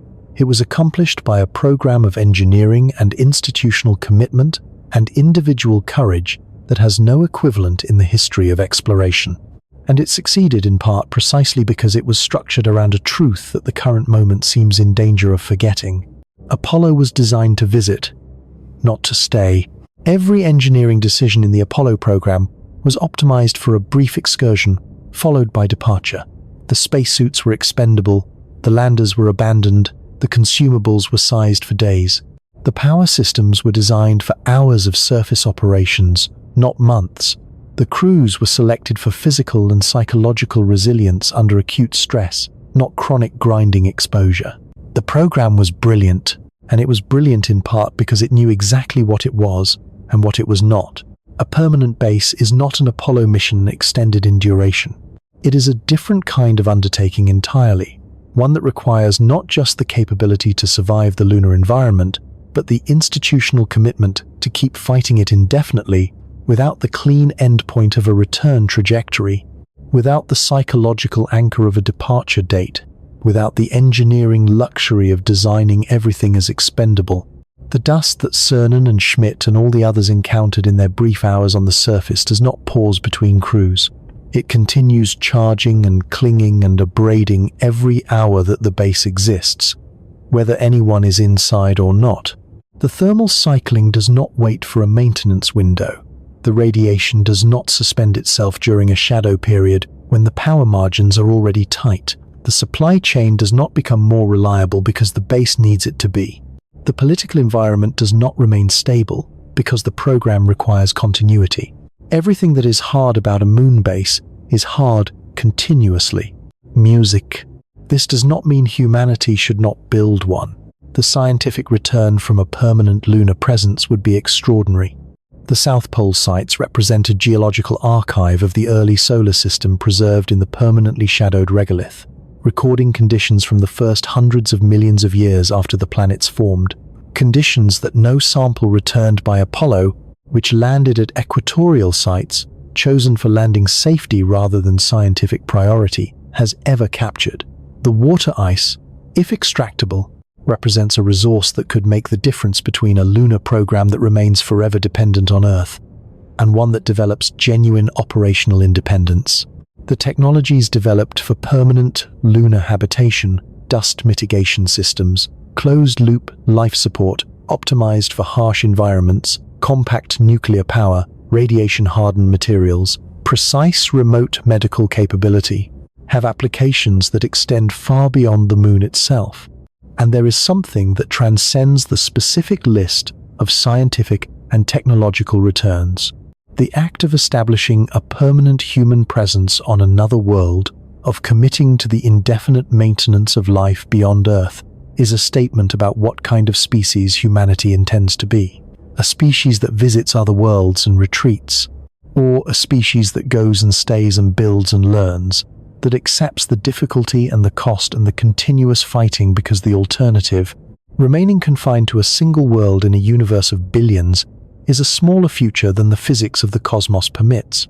The goal is worth pursuing, but the goal is not served by underestimating the difficulty. It is served only by understanding it clearly, because a program built on honest assessment of the challenge is more likely to survive the challenges than one built on the assumption that the animations adequately represent the physics. The moon base will not be built by optimism. It will be built by engineering, funded by political will, sustained by institutional commitment, and operated by human beings who understand exactly how hard the environment is and who choose to be there anyway. Music. Those human beings will not be the first to stand on the lunar surface. They will be the successors of 12 people who walked there before the base existed, during a window of human achievement that has not been repeated in over half a century. Those 12 people experienced the dust and the silence, and the strange low gravity, and the sight of Earth hanging in the black sky. And they did their work, and they came back, every one of them, within days of their arrival. They were the bravest human beings of their generation. They faced risks that most people cannot comprehend, risks that were calculated and accepted by hundreds of engineers and approved by program managers and ultimately absorbed by the astronauts themselves, in the simple act of getting into the capsule and allowing themselves to be launched into space on top of a rocket, and the moon let them leave. Not because the moon is forgiving, not because the environment paused its hostility during their brief visits out of some kind of respect for human courage, but because 3 days is not long enough for the dust to work through the seals, not long enough for the thermal cycling to fatigue the joints, not long enough for the radiation to accumulate to dangerous levels, not long enough for the maintenance backlog to develop, not long enough for the supply chain to be tested, not long enough for the environment to show what it truly does to the things that remain within it. The moon let them leave because they did not stay. A permanent base would stay. That is precisely the point of it, and precisely what makes it different from everything that has come before. It would stay through the dust accumulation and the thermal shocks and the radiation and the maintenance cascades and the supply failures and the slow biological changes in the bodies of the people inside it. It would stay through the political budget cycles and the program reviews, and the moments when the institutional commitment is tested by cost overruns or mission failures or shifting national priorities. It would stay until the moon had shown it everything that the environment does to structures and machines and human beings that do not leave. And the people inside it would fight back every day. With engineering solutions and maintenance protocols and exercise regimens and radiation shelters and dust mitigation systems and carefully managed consumable inventories and the irreplaceable human capacity for improvisation, when the problem encountered is not the problem that was planned for. They would fight back because that is what the mission demands, and because the mission is worth fighting for, and because the alternative to fighting is simply accepting that the moon wins. It has won every contest so far. Every piece of hardware left on the surface is testament to its patience. The descent stages of the Apollo landers, the rovers that drove their last meters and stopped, the retroreflectors still bouncing laser pulses back to observatories on Earth, the flags that have almost certainly been bleached to pure white by decades of ultraviolet radiation, all of them are slowly being erased by the same processes that will attack a permanent base. Thermal cycling working on metal joints, radiation degrading polymer components, micrometeorites pitting optical surfaces, electrostatic dust settling into every gap and crevice. The surface is patient in the way that physics is patient, which is to say it does not need to hurry. It has time that human institutions do not. The question that the $20 billion commitment and the gleaming animations and the enthusiastic press releases all circle around without quite answering is whether human institutions can sustain, across a decade of construction and then indefinitely beyond it, the kind of continuous fighting commitment that a permanent presence on the moon requires, whether the political will can outlast the first setback, whether the funding can survive the first major failure, whether the supply chain can be maintained through the inevitable years when other priorities compete for the resources it requires, whether the crews can endure what the environment does to the human body and return home after 6 months and be replaced by new crews who will endure the same things year after year for as long as the base is occupied. These are not engineering questions. Engineering can answer whether a seal will hold and whether a reactor can generate 40 kilowatts and whether ice can be extracted from a permanently shadowed crater. Engineering cannot answer whether a civilization will maintain the commitment to keep trying when the cost is high and the progress is slow and the failures are public and the alternatives are cheaper.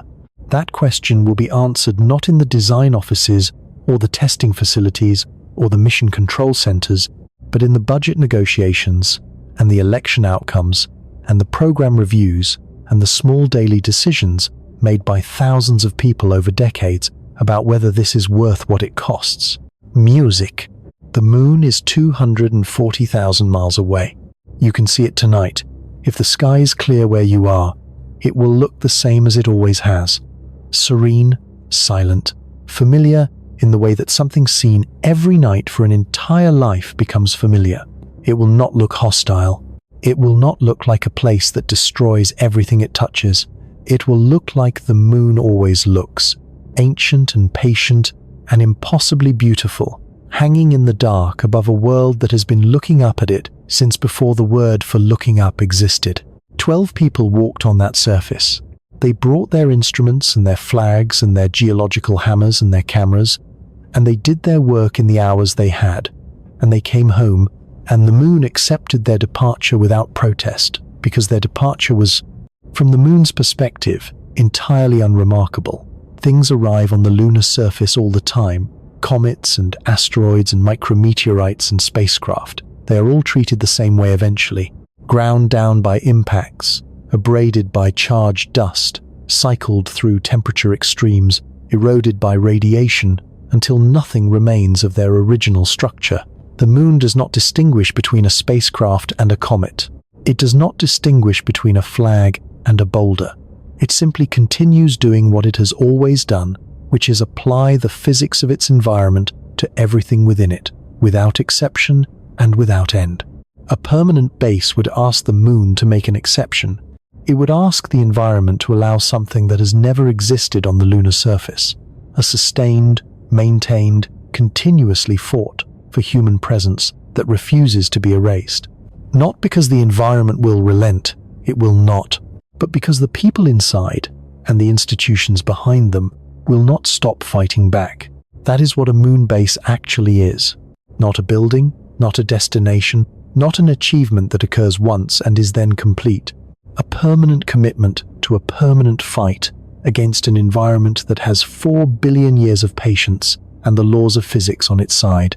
Whether humanity can win that fight, or even sustain it long enough to learn from it, will not be determined by the animations or the press conferences or the initial contracts or the initial enthusiasm of the moment when the first crew steps out of the airlock and looks out at the grey plains under the black sky. It will be determined in the years that follow, in the maintenance logs and the budget votes and the resupply manifests and the radiation dosimetry records and the small daily acts of an institutional commitment renewed by thousands of ordinary people who understand exactly what the moon demands and choose, every day, to keep demanding it back. The 12 who walked on the moon left before it could show them what it does to things that stay. A permanent base would find out, and the finding out, with all its difficulty and all its cost and all its relentless grinding demands, is the only way humanity has ever learned anything about the universe it inhabits. Not by looking up at the moon from a safe distance, not by sending machines that report back what the instruments measure, but by going there and staying and fighting and enduring and building, slowly and painfully and imperfectly, the kind of presence that makes a world something other than a visitor's brief destination. The warmth is here now, on this world, in this moment, in the institutions and the engineers and the astronauts who are preparing to make that commitment. It is fragile. It is hard-won. It is under pressure from every direction that any human endeavor is ever under pressure. And it is the only thing that has ever made the impossible merely extraordinarily difficult. The moon is waiting. It has always been waiting. The question is whether we understand, this time, what waiting there actually costs.